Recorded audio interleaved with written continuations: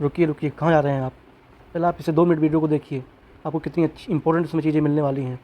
तो चलिए शुरू करते हैं। हम आज क्या क्या करेंगे? हम इसमें नहर देखेंगे, ठीक है, बांध देखेंगे, ठीक है, उसके बाद हम झील देखेंगे, ठीक है, उसके बाद हम जो कोरल लीफ है उसे देखेंगे, ठीक है, कोरल जो लीफ है, प्रवाल भित्ति से कहते हैं, उसे देखेंगे।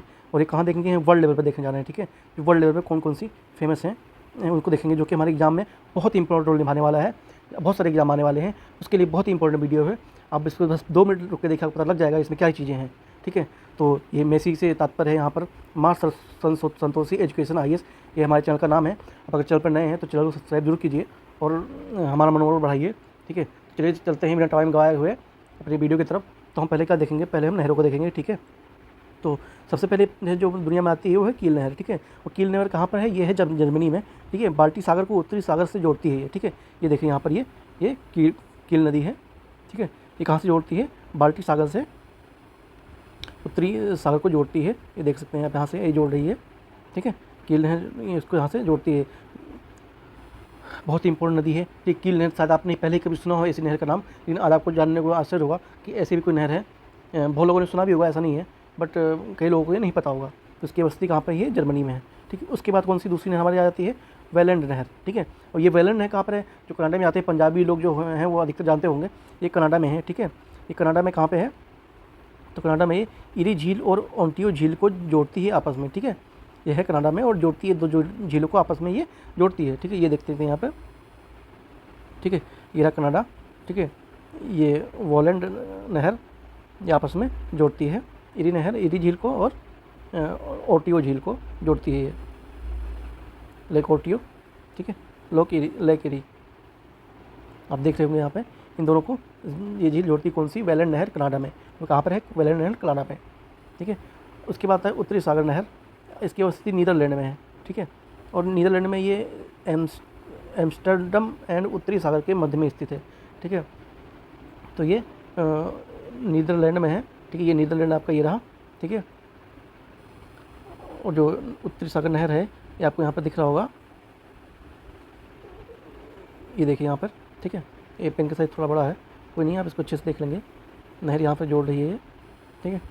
उसके बाद ये अल्बर्ट नहर, ठीक है, इसकी स्थिति बेल्जियम में है। ये एडवर्म और लीज के मध्य में स्थित है, ठीक है। कौन सी नहीं? अल्बर्ट नहर। ये देख सकते हैं यहाँ पर मैप में, अल्बर्ट नहर, अल्बर्ट कैनाल यहाँ पर है, ठीक है। और ये एस्टरवर्प और हेस्टल को जोड़ती है, इसके यहाँ पर देख सकते हैं। ये रहा एंटवर्म वर्प और ये रहा हैसाल्ट, ठीक है, इसको जोड़ती है। और ये रही नहर। देख लेते हैं विश्व की प्रमुख नहरें। और प्लीज़ अगर आपने अभी सब्सक्राइब नहीं किया है तो प्लीज़ सब्सक्राइब एंड शेयर। बहुत ही इन्फॉर्मेटिव वीडियो है, ये बहुत ही एग्जाम में काम आने वाली है। तो देखते हैं हम नहर, देश और कहाँ पर इसकी अवस्थिति है। स्वेज नहर, ये तो बहुत ही चर्चित नहर है, शायद ही कोई एग्जाम की तैयारी करने वाले विद्यार्थी ना जानता हो इस नहर के बारे में। तो ये कहाँ पर है? मिस्र में है, इंपॉर्टेंट नहर हो जाती है।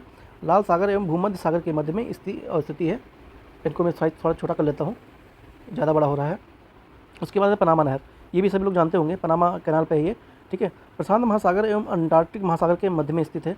वेलेंड झील, ये कहाँ पे है? कनाडा में है। इरी झील और ओंटारियो झील के मध्य है, भीम ने ऊपर आपको हमने देखा है अभी। उसके बाद इरी, ये संयुक्त राज्य अमेरिका में है। इरी झील एवं हडसन नदी के मध्य जोड़ती, जो अभी यहाँ पर हमने देखा है, ठीक है। सू नहर कहाँ पर है? ये USA में है। सुपीरियर झील और हुआन झील के मध्य में स्थित है ये सू नहर। कील अभी हमने वैसे ऊपर देख चुके हैं। इसमें एक्चुअली में क्या हुआ है, कुछ के लेके आए हैं, लेकिन कोशिश मैंने ये की है कि सारे सबके मैप के थोड़ा लाया जाए। तो एक दो के करना हो तो आप मैच कर लीजिएगा, और बाकी आपके लिए भी कुछ काम छोड़ना जरूरी था, इसलिए आप गूगल सर्च कर सकते हैं इस बारे में। तो ये कहाँ पर स्थित है? जर्मनी में, बाल्टिक सागर एवं उत्तरी सागर के मध्य में स्थित है। न्यू वाटर वे, ये कहाँ पर है? ये नीदरलैंड में है। उत्तरी सागर वार्सो सागर में है ये। उत्तरी सागर कहाँ पर है? ये नीदरलैंड में है। एंडरसुंड उत्तरी सागर के मध्य में है। गोटा नहर, ये स्वीडन में है। गोटेनबर्ग और स्कॉटहोम के मध्य में ये स्थिति इसकी है, ठीक है। अब देखते हैं आगे हमारा सू नहर, अभी हमने ऊपर भी देखा है आपको। सू नहर ये संयुक्त राज्य अमेरिका में सुपीरियर झील को हुरान झील से जोड़ना है, ठीक है। सू नहर यहाँ हम देख सकते हैं, यहाँ पर ये रहा सू नहर, ठीक है। इसको लेक सुपीरियर और ये लेक हुरान के बीच में स्थिति है सू नहर जो है। वोल्गा डॉन नहर स्थिति से कहाँ है? रूस और वोल्गा ड्रेन के सिमलियांस्क जलाशय के मध्य वोल्गोडोनास रोस्टोव ओब्लास्ट के पास एवं रोस्टोव के मध्य स्थित है ये, ठीक है। एक्चुअली में ये थोड़ा प्रोनाउंसिएशन में दिक्कत आ रही है क्योंकि इंग्लिश के शब्द हिंदी में लिखे हुए हैं, तो इसमें पढ़ने में थोड़ा टाइम लग रहा है, तो please manage for this kind information, ठीक है दोस्तों। उसके बाद आता है स्वेज नहर, ठीक है। ये विशिष्ट तथ्य यहाँ पर कहाँ से है, 700 किलोमीटर की दूरी भारत और यूरोप के मध्य में है ये। देश कहाँ पर है, हांसक ऑफ द स्वेज नहर, ये कहाँ पर है, इजिप्ट मिस्र में है। राष्ट्रीयकरण इसका क्या है, राष्ट्रीयकरण किया गया 26 जुलाई 1956 को राष्ट्रीयकरण किया गया इसका। विशेषता इसकी क्या है, ये भूमध्य सागर को लाल सागर से जोड़ती है, ठीक है। इसका जो विशेष तथ्य क्या पर है, विशेष तथ्य ये है कि ये विश्व की सबसे बड़ी और कृत्रिम नहर है। कृत्रिम नहर मतलब ये खुद बनाई गई नहर है, मैन मेड नहर है जो कहते हैं, प्राकृतिक निर्मित नहीं है ये, ठीक है। जब हम ज्योग्राफी करेंगे तो उसमें ये भी देखेंगे मैन मेड और प्राकृतिक मेड क्या होता है, ठीक है। लाभ इससे क्या हुआ है, इसके बन जाने से यूरोप और एशिया के बीच की दूरी को काफ़ी कमी आई, ठीक है। पहले पूरा पृथ्वी मतलब पूरा जो घूम के जाया करते थे अफ्रीका से होते हुए, बहुत लंबा रूट हुआ करता था। जैसे स्वेज नहर खुल गई है उसके बाद ये बहुत रास्ता सिंक हो गया है, बहुत ही पास में आ गया है, बहुत लंबा घूम के जाना पड़ता था, ठीक है। और आपने मेरे चैनल को सब्सक्राइब नहीं किया तो प्लीज़ सब्सक्राइब, मार्शल तोसी एजुकेशन आई उसको प्लीज़ सब्सक्राइब। आपकी सब्सक्राइब और आपकी लगन को देख के ही हमारा उत्साह बढ़ता है, तो please like and share subscribe जरूर कीजिए। तो चलिए चलते हैं। और वैसे भी आपको सब्सक्राइब या लाइक करने में हमें कुछ जा नहीं रहा है, बट इससे अगर आप करेंगे तो इससे बहुत ही मुझे मोटिवेशन मिलेगा, ठीक है। तो प्लीज़ मेरे लिए, आपके लिए ना सही तो मेरे लिए इसी, क्योंकि ये आपके लिए बहुत ही इन्फॉर्मेटिव चीज़ें हैं और एक आगे वाले एग्ज़ाम में बहुत ही हेल्पफुल आने वाली है, ठीक है। बाकी आप समझदार हैं, आप अच्छी खासी मैच्योरिटी लेवल पे हैं, तो आप समझ सकते हैं, ठीक है। तो उसके बाद चलते ये देखते हैं। उसके बाद ये लुटियंस नहर, ये लुटियंस नहर दक्षिण जर्मनी के आंतरिक जलमार्ग में के रूप में प्रयोग की जाती है, ठीक है। ये यूपीएससी 2017 में क्वेश्चन ऑलरेडी आ चुका है, ठीक है। साल्ट सेंटी मारी नहर ये कनाडा में स्थित है, जो कि वर्ष 1887 तक अंटार्कटिक महासागर से लेकर सुपीरियर लेक तक जर्मनी का हिस्सा ये थी, ठीक है। ये देख सकते हैं कैप्शन सी यहाँ पर है, ठीक है। वोल्गा नहर यहाँ पर जा रही है, ये यहाँ जा रही है, यहाँ से वोल्गा नदी, डॉन नदी ये है, ठीक है। ये वोल्गा नदी, ये डॉन नदी आके जो एसोप सागर, एसोप सी है वो ये एसोप सी है, ठीक है। तो यहाँ पे आके ये सारी नहरें आके गिरती हैं, आप देख सकते हैं। हालांकि मैप ज़्यादा क्लियर नहीं है, बट समझने के लिए काफ़ी है। बाकी चलते हैं आगे। स्वेज नहर का क्षेत्र उत्तर से लेकर दक्षिण दिशा में की दिशा की ओर झीलों का सही क्रम ये है। लेक झील, लेका टिम्सा, ग्रेट बैरियर लेक और लिटिल बिटर लेक, ठीक है। यूपीएससी 2019 में क्वेश्चन आ चुका है। तो ये देख सकते हैं सामने यहाँ पर, ये इसमें देख सकते हैं आप, जो स्वेज नहर है ये स्वेज नहर है, ये पूरी स्वेज नहर है, ठीक है। और ये लाइन से सजाने को बोला था, तो उसका लाइन से ये देख सकते हैं लेक मंजला, ठीक है। ये लेक मंजला यहाँ पर है, ठीक है। उसके बाद ये लेक टिम्सा आपका यहाँ पर है, ये लेक टिम्सा आई थिंक इसमें दिख नहीं रहा, ये रहा, यहाँ माफ़ कीजिए, यहाँ पर है ये लेक टिम्सा यहाँ पर है। उसके बाद ग्रेट बैरियर लेक यहाँ पर है। उसके बाद लिटिल ब्रेटर लेक ये यहाँ पर है, ये हम ध्यान में रखेंगे। ये इधर आपका इजिप्ट है, इधर सैनी रूनी मतलब इजिप्ट इधर है, ये पूरा इजिप्ट के अंदर ही है, ठीक है। ये स्वेज कैनाल का जो है वो आपको सामने देख रहे हैं चित्र में, ठीक है। उसके बाद इधर मेडिटेरियन सी आ जाता है। स्वेज नहर दोनों सिरों पर पोर्ट सही तथा स्वेज है। माफ़ कीजिए, इसी को काट रहे हैं अभी फ़िलहाल, इसको मैं बाद में करेक्शन करके सही करके डालूंगा। जलाशय लेक, ठीक है। किसी नदी या नहर के झील के जलमार्ग के विभिन्न स्तरों के बीच नौकाओं के ऊपर उठने और नीचे उतरने की युक्ति का कहलाती है जल प्रगति का प्रयोग। पनामा नहर, डेनब्यू नहर और राइन नदी, ठीक है। तो देख रहे हैं यहाँ पर ये जो आपको दिख रहा है, ये यहाँ से ऐसे इधर उधर ये इसी की बात कर रहा है, जलाशय लेक क्या होता है, ठीक है।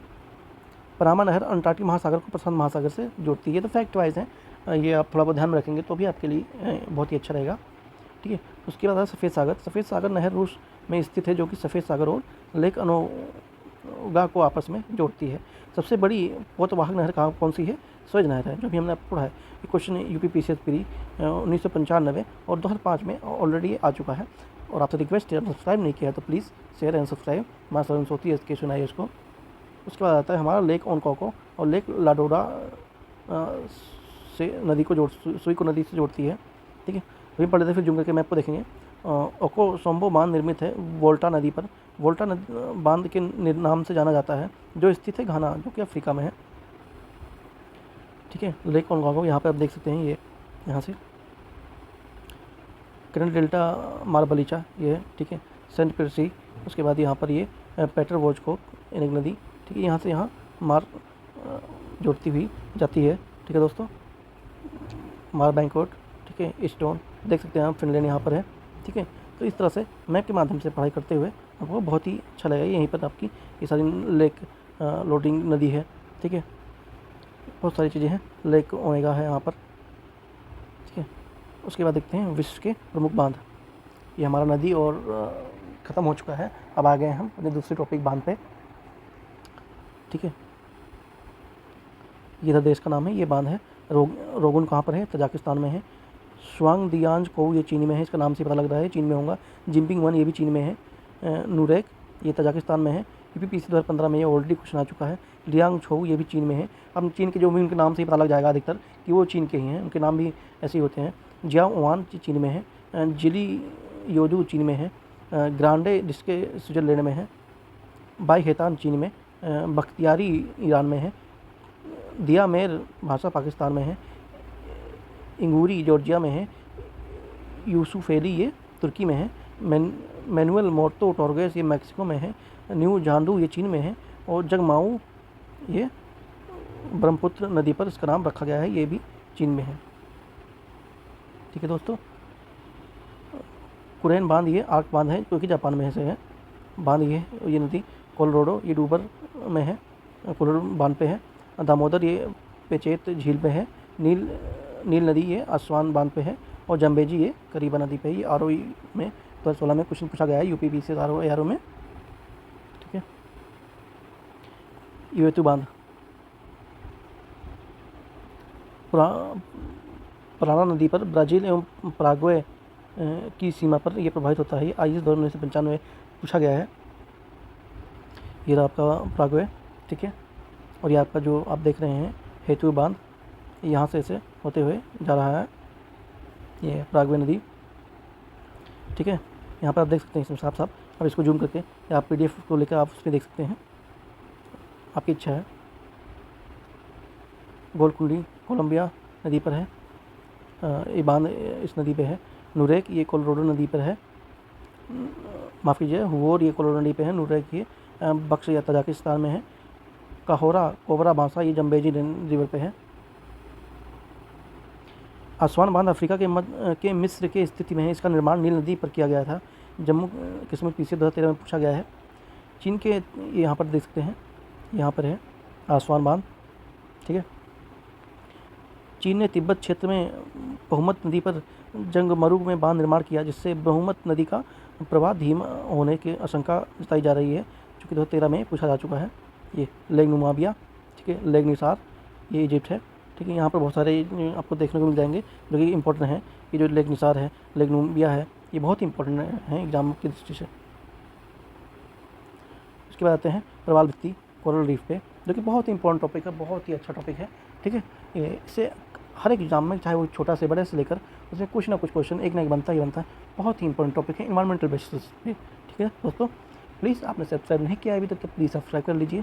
ठीक है, कोरल रीफ इसका अन्य नाम क्या है? इसका नाम है समुद्री वर्षा वन। ठीक है, अतः सागरीय रूप से समाहित जैव विविधता का कारण यही है। ठीक है, rain forest of the sons sea. ठीक है, इसका इस नाम से भी जाना जाता है। निर्माण इसका सागरीय जीव मूंगे के कोरल पर या पॉलिश के अस्थिरों के समेकन तथा संयोजन के द्वारा इसका निर्माण होता है। ठीक है, देख सकते हैं ये कोरल लीफ है। ठीक है, ये इस तरह से को दिखती है, ये कोरल लीफ है।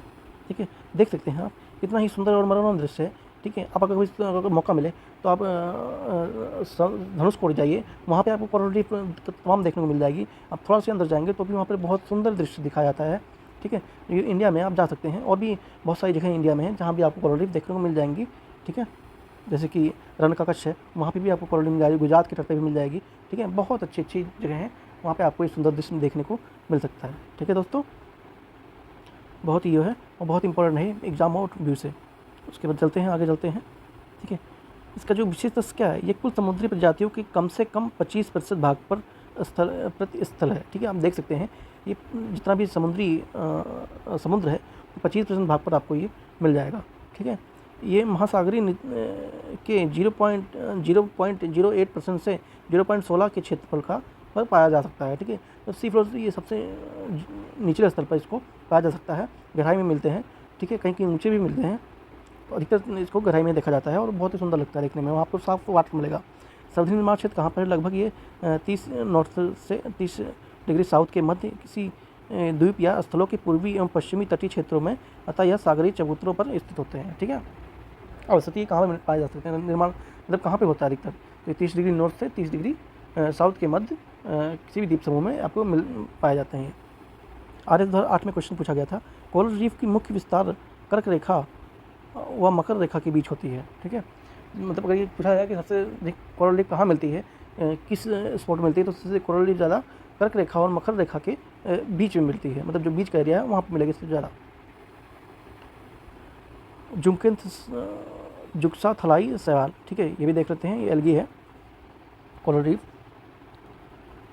पॉलिस के बाहरी तंतुओं को मापा जाने वाला एक सूक्ष्म पदार्थ शैवाल है, ठीक है। ये जलीय प्रवाल है। इसके द्वारा संश्लेषित भोजन से प्रवालों को आहार की प्राप्ति होती है, ठीक है। Coral reef algae symbiotic relation, ठीक है। इंग्लिश में से क्या कहते हैं? सिम्बायोटिक रिलेशन, ठीक है दोस्तों। सागरीय तापमान में वृद्धि होने पर प्रवालों द्वारा इसका अपने शरीर से निष्कासन होता है, ठीक है। परिणाम क्या होता है? प्रवाल के रंग श्वेत होते हैं। अन्य नाम इसके प्रवाल विरंजक भी होता है। आप इसको यहाँ पर देख सकते हैं, जैसे कि ये समुद्र के अंदर का दृश्य है। आप जूम करेंगे तो आपको यहाँ देखने को मिलेगा, कितना अच्छा लगता है देखने में, ठीक है। ये वाइट कलर के हो जाएंगे, रंग श्वेत हो जाएगा। एक और देख लेते हैं, ये स्टॉल जो ये कोरल रीफ है, एक घोड़े की नाल या मुद्रिका के आकार वाली प्रवाल भित्ति है, ठीक है। इसका मुख्य उदाहरण कहाँ है?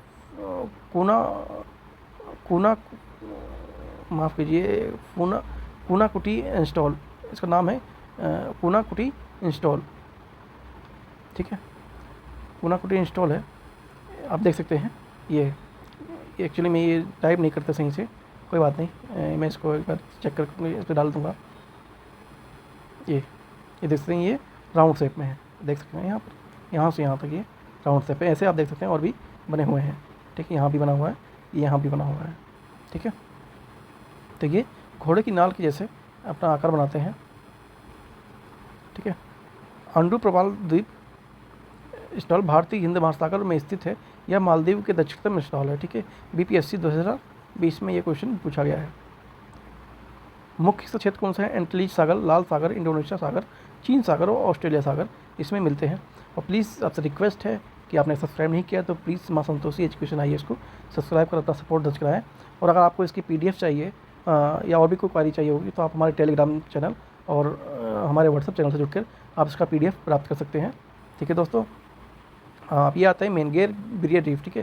2007 में क्वेश्चन पूछा जा चुका है। ये कहाँ पर है? ऑस्ट्रेलिया महाद्वीप में है, क्वींसलैंड के तट पर है, ठीक है, जो कि प्रशांत महासागर में है, ठीक है दोस्तों। प्रशांत महासागर के ऑस्ट्रेलिया महाद्वीप के क्वींसलैंड के तट पर ये स्थित है, ठीक है। देख सकते हैं यहाँ पर ये इस तरह की ये बैरियर रीफ है। विश्व की सबसे बड़ी प्रवाल राधिका कोरल रीफ है। ये विस्तार इसका कहाँ पर है? मुख्यतः 10 डिग्री दक्षिण से 10 डिग्री दक्षिण अक्षांश के मध्य 2300 किलोमीटर में इसका विस्तार है। 2300 किलोमीटर, आप समझ सकते हैं कितने बड़े में इसका क्षेत्र होगा। ये देखते हैं, ये ग्रेट बैरियर यहाँ पर है, ये फैला हुआ है पूरा, जो ये आपको दिख रहा है ऑरेंज कलर में, ठीक है। और ये ऑस्ट्रेलिया है और ये आपका हमारा प्रशांत महासागर है। ये प्रशांत महासागर है, ये ऑस्ट्रेलिया और ये ग्रेट बैरियर रीफ। अब देखते हैं, क्वेश्चन देख लेते हैं। कुछ एक क्वेश्चन आया हुआ है, विश्व की सर्वाधिक प्रवाल भित्तियाँ उष्णकटिबंधीय सागर झीलों में मिलती हैं, ठीक है। बिल्कुल ये भी सही है। एक क्वेश्चन में आया था लेकिन मैंने इसको एक पॉइंट टू द पॉइंट लिख दिया है ताकि सबको पता रहे कि ऐसा है, लेकिन क्वेश्चन फॉर्म में था, ठीक है। तो ये बिल्कुल सही है। विश्व की 1/3 से अधिक प्रवाल भित्तियाँ ऑस्ट्रेलिया, इंडोनेशिया और फिलीपींस राज्य क्षेत्र में मिलते स्थित हैं, बिल्कुल ये भी सही है। उष्णकटिबंधीय वर्षा वनों की अपेक्षा प्रवाल भित्तियों कहीं अधिक संख्या में जंतु संघों का परिपोषण करती हैं, बिल्कुल ये भी सही है। 2018 के क्वेश्चन में ये आ चुका है ऑलरेडी। 90% कोरल रीफ ऑस्ट्रेलिया में है, 17% कोरल रीफ इंडोनेशिया में है। ये वर्ल्ड का है। ठीक है, कभी अगर फैक्ट आ जाए कि सबसे ज़्यादा कोरल रीफ कहाँ मिलती थी, ऑस्ट्रेलिया में है। ठीक है, और उसके बाद ये इंडोनेशिया दूसरे नंबर पे आता है कोरल रीफ के मामले में। तो ये हमारा ये ख़त्म हो चुका है। ठीक है, तो आप देख रहे हैं कितने अच्छे से हमने इस चीज़ को कवर किया। आपको अगर इसका PDF चाहिए तो प्लीज़ आप व्हाट्सएप चैनल से जुड़ के आप इसका PDF प्राप्त कर सकते हैं। ठीक है, और आप खुद से भी पढ़ सकते हैं। और आपने अगर अभी तक रिक्वेस्ट है सब्सक्राइब अगर नहीं किया है तो प्लीज़ सब्सक्राइब माँ सरस्वती एजुकेशन IAS को, माँ संतोषी एजुकेशन IAS को प्लीज़ सब्सक्राइब एंड शेयर। ठीक है, तो मिलते हैं नेक्स्ट वीडियो में। Thank you very much. जो कि तमाम परीक्षाओं में आता है। ठीक है, जलमंडल देखेंगे, उसके बाद हम जो सागरीय जो एक्टिविटी है उसको कवर करेंगे। उसके बाद हम ज्वार भाटा देखेंगे, उसके साथ जो भी जैसे कि यहाँ ज्वार भाटा देखेंगे, और उसके साथ साथ जो भी महासागरीय धारा है उनको कवर करेंगे। और उसके साथ साथ हम और भी जो भी तत्व होते हैं ज्योग्राफी के हिसाब से जो एग्ज़ाम में आने की संभावना होती है उसको देखेंगे। ठीक है, तो चले चलते हैं, शुरू करते हैं बिना टाइम गवाए हुए। और थोड़ा मेरी तबीयत आज डाउन है तो थोड़ा मैनेज कीजिएगा, थोड़ी आवाज़ धीमी रहेगी। बाकी अगर आप चैनल पर नए हैं तो चैनल को सब्सक्राइब ज़रूर कीजिए और दोस्तों से भी शेयर कीजिए। तो चलिए चलते हैं, शुरू करते हैं अपना ज्योग्राफी का पोर्शन। ठीक है, हाँ, तो पहले हम जलमंडल देखते हैं। ठीक है, महासागरीय जल की सतह का औसत तापमान 27 डिग्री होता है। ठीक है, जो महासागरीय जल का जो ऊपरी परत है वो 27 डिग्री होता है मैक्सिमम। पृथ्वी की सतह का, एक पेन बदल देता हूँ एक्चुअली में, हाँ ये ठीक है। पृथ्वी की सतह का क्षेत्रफल लगभग 29% भाग पर स्थल क्षेत्र है और लगभग 71% भाग पर जल स्तर का विस्तार है। अर्थात पृथ्वी की सतह पर पानी से ढका हुआ भाग 2/3 से अधिक है। मान लीजिए ये आपकी पृथ्वी है। ठीक है, तो इस पर इतना भाग ही ये सिर्फ पृथ्वी है, मतलब ठोस स्थल है, और जो ये सब पानी से भरा हुआ है। ठीक, ये सब पानी से भरा हुआ है, तो इसका मतलब यही बताना चाह रहा है। ठीक है, तो उसके बाद विश्व के प्रमुख जो सागर कौन कौन से हैं उसे देखेंगे। प्रशांत महासागर, अंटार्कटिक महासागर, हिंद महासागर और अंटार्कटिक महासागर और आर्कटिक महासागर। ठीक है, तो ये 5 सागर हैं विश्व के प्रमुख, जो बड़े बड़े सागर हैं 5 सागर हैं। ठीक है, और ये क्रम वाइज लिखा हुआ है। सबसे बड़ा प्रशांत है, उसके बाद अंटार्कटिक है, उसके बाद हिंद महासागर, उसके बाद अंटार्कटिक है, उसके बाद आर्कटिक है। ठीक है, तो क्रम वाइज लिखा हुआ है। ठीक है, प्लीज़ आपने सब्सक्राइब नहीं किया है, बहुत ही इन्फॉर्मेटिव चीज़ें हैं। आप 2 मिनट रुक के देखिए, 5 मिनट रुक के देखिए। अगर आपको पसंद नहीं आ रहा तो आप चैनल को अनसब्सक्राइब करके आप जा सकते हैं, बाकी आपकी इच्छा है। बहुत ही काम की चीज़ है, बहुत सारी परीक्षाएँ आ रही हैं। BPSC हो गया, UPPCS है, उसके बाद UPRO ARO का एग्ज़ाम आने वाला है, तो बहुत ही महत्वपूर्ण वीडियो है। ये विश्व के प्रमुख हिंद महासागर जो सागर हैं ये देख सकते हैं यहाँ पर, जैसे कि ये प्रशांत महासागर। ठीक है, उसके बाद ये अंटार्कटिक महासागर, उसके बाद ये हिंद महासागर, उसके बाद ये दूसरी पे है यहाँ पर, शायद इसमें 3 ही दे रखा है। ठीक है, तो बाकी छोटे छोटे चीज़ें हैं, ये नहीं प्रशांत महासागर। और उसके बाद ये आपका यहाँ पर आता है अंटार्कटिक महासागर। ठीक है, तो इसमें आई थिंक नहीं शो हो रहा है, कोई बात नहीं, मैं दूसरी वीडियो में दिखाऊंगा। उत्तरी तथा दक्षिणी गोलार्ध का औसत तापमान 19 डिग्री तथा 16 डिग्री के आसपास होता है। ठीक है, ये जो गहरा है ये 3500 मीटर गहरा है, और जो प्रशांत महासागर है वो 3792 मीटर गहरा है, और उसके बाद जो दक्षिणी चीन सागर है ये 5377 मीटर गहरा है। ठीक है, आप इसको ध्यान से देखेंगे। ठीक है, इसमें बहुत सब कुछ बहुत अच्छी दे रखा है आपके काम के लिए, जैसे कि कैस्पियन सी है, बंगाल की खाड़ी ये रही। ठीक है, ये डेड सी ये रहा, लाल सागर यहाँ पर है। ठीक है, एस्टिक सागर, काला ब्लैक सी यहाँ है, ब्लास्टिक सागर। ठीक है, ये आप अच्छे से वीडियो को देखेंगे तो आपको इसमें बहुत सारी जानकारी मिलेगी। मैं सब पूरा काम नहीं बता रहा हूँ वरना इसमें बहुत टाइम लग जाएगा। आप इसको पॉज करके पढ़ सकते हैं, और अगर आपको PDF चाहिए तो आप हमारे व्हाट्सएप चैनल और या टेलीग्राम चैनल से जुड़ के ले सकते हैं वहाँ से। ठीक है, औसत की गहराई क्या है, 100 से 200 मीटर। ये महाद्वीपीय तट के भाग है। ठीक है, ये महासागरीय तल का जो है उसकी बात हो रही है। ये देखिए यहाँ पर आप समझ में आएगा आपको, ये जो है ये है तट है। ठीक है, ये तट है। ठीक है, उसके बाद ये महाद्वीप का जो ढाल होता है वो है, ये जो ढाल यहाँ पर ऐसे गया है। ठीक है, ये महाद्वीपीय ढाल है। ठीक है, उसके बाद एक गुपाट है, गुपाट मतलब जैसे कि जो ऊपर को उठा होता है इस टाइप का, ठीक है। उसके बाद सागरीय का सबसे न्यूनतम मैदान है, जैसे कि जिससे सागर है यहाँ पर, और इसका सबसे न्यूनतम मैदान है ये, ठीक है। और ऐसे ही करके ये फिर से कटक आ गया यहाँ पर, ठीक है। ऐसे ऐसे करके ये गर्त हो गया, सबसे गहरा है ये गर्त हो गया, ठीक है। और ये केंद्रीय भ्रंश है, ठीक है। मध्य सागरीय कटक समुद्री तलीय है, ठीक है। ज्वालामुखी द्वीप है ये, यहाँ से ही मतलब यहाँ से ही ये ज्वालामुखी निकलता है ऐसे ही, ठीक है। जैसे कुछ दिख रहा है इसमें, तो ये इसकी कुछ डिवाइड किया गया है सागरों को, तो आप इसको ध्यान से देख लेंगे। इसकी औसत गहराई 200 मीटर तक हो सकती है, ठीक है।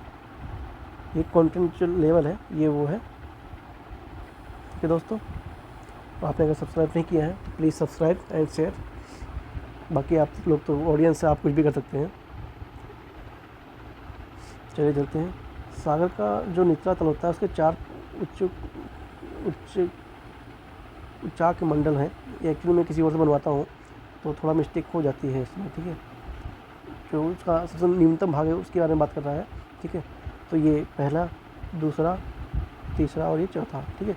4 भागों में डिवाइड है। महाद्वीपीय कॉन्टिनेंटल शिफ्ट, ठीक है। जो कॉन्टिनेंटल का शिफ्ट है उसको बता रहा है कि ये महाद्वीपीय मग्न ढाल, ठीक है, गहरे सागरीय मैदान के बीच तीव्र ढाल वाले मंडल को महाद्वीपीय ढाल कहते हैं, ठीक है।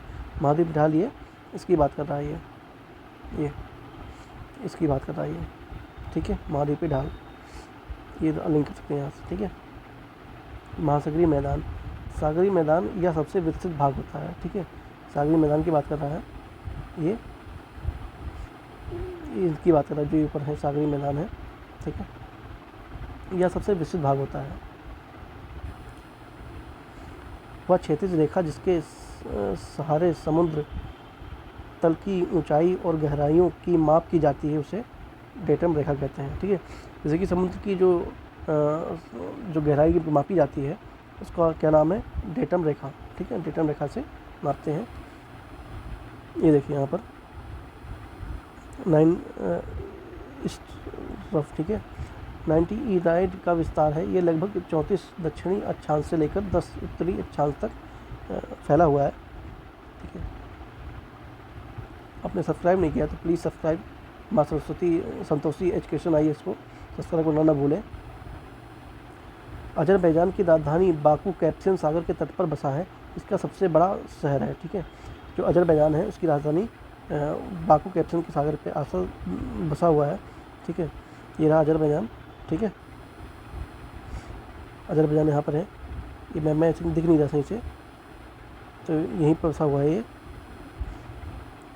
इसके जो लाइन है मतलब इसी पे बसा हुआ है ये शहर है, जो ये डिग्री बता रहा है 34 दक्षिण और 10 उत्तरी अक्षांश पर, ठीक है। उसके बाद आते हैं कैस्पियन सी, ठीक है। कैस्पियन सी में देखेंगे ये कहाँ से कौन कौन सी बाउंड्री शेयर करता है। कजाकिस्तान, तुर्कमेनिस्तान, ईरान, अजरबैजान और रूस। ये ईरान अभी चर्चा में है पेगस को लेकर, जो कि बहुत सारे बम फोड़ दिए हैं। मतलब बम क्या, वो पेजेक डिवाइस है मैसेज करने का, उसको फोड़ दिया गया है। अब ये जल्द न्यूज़ में चल रहा है इस समय। ये क्वेश्चन देखिए RS में 1999 में आ भी चुका है।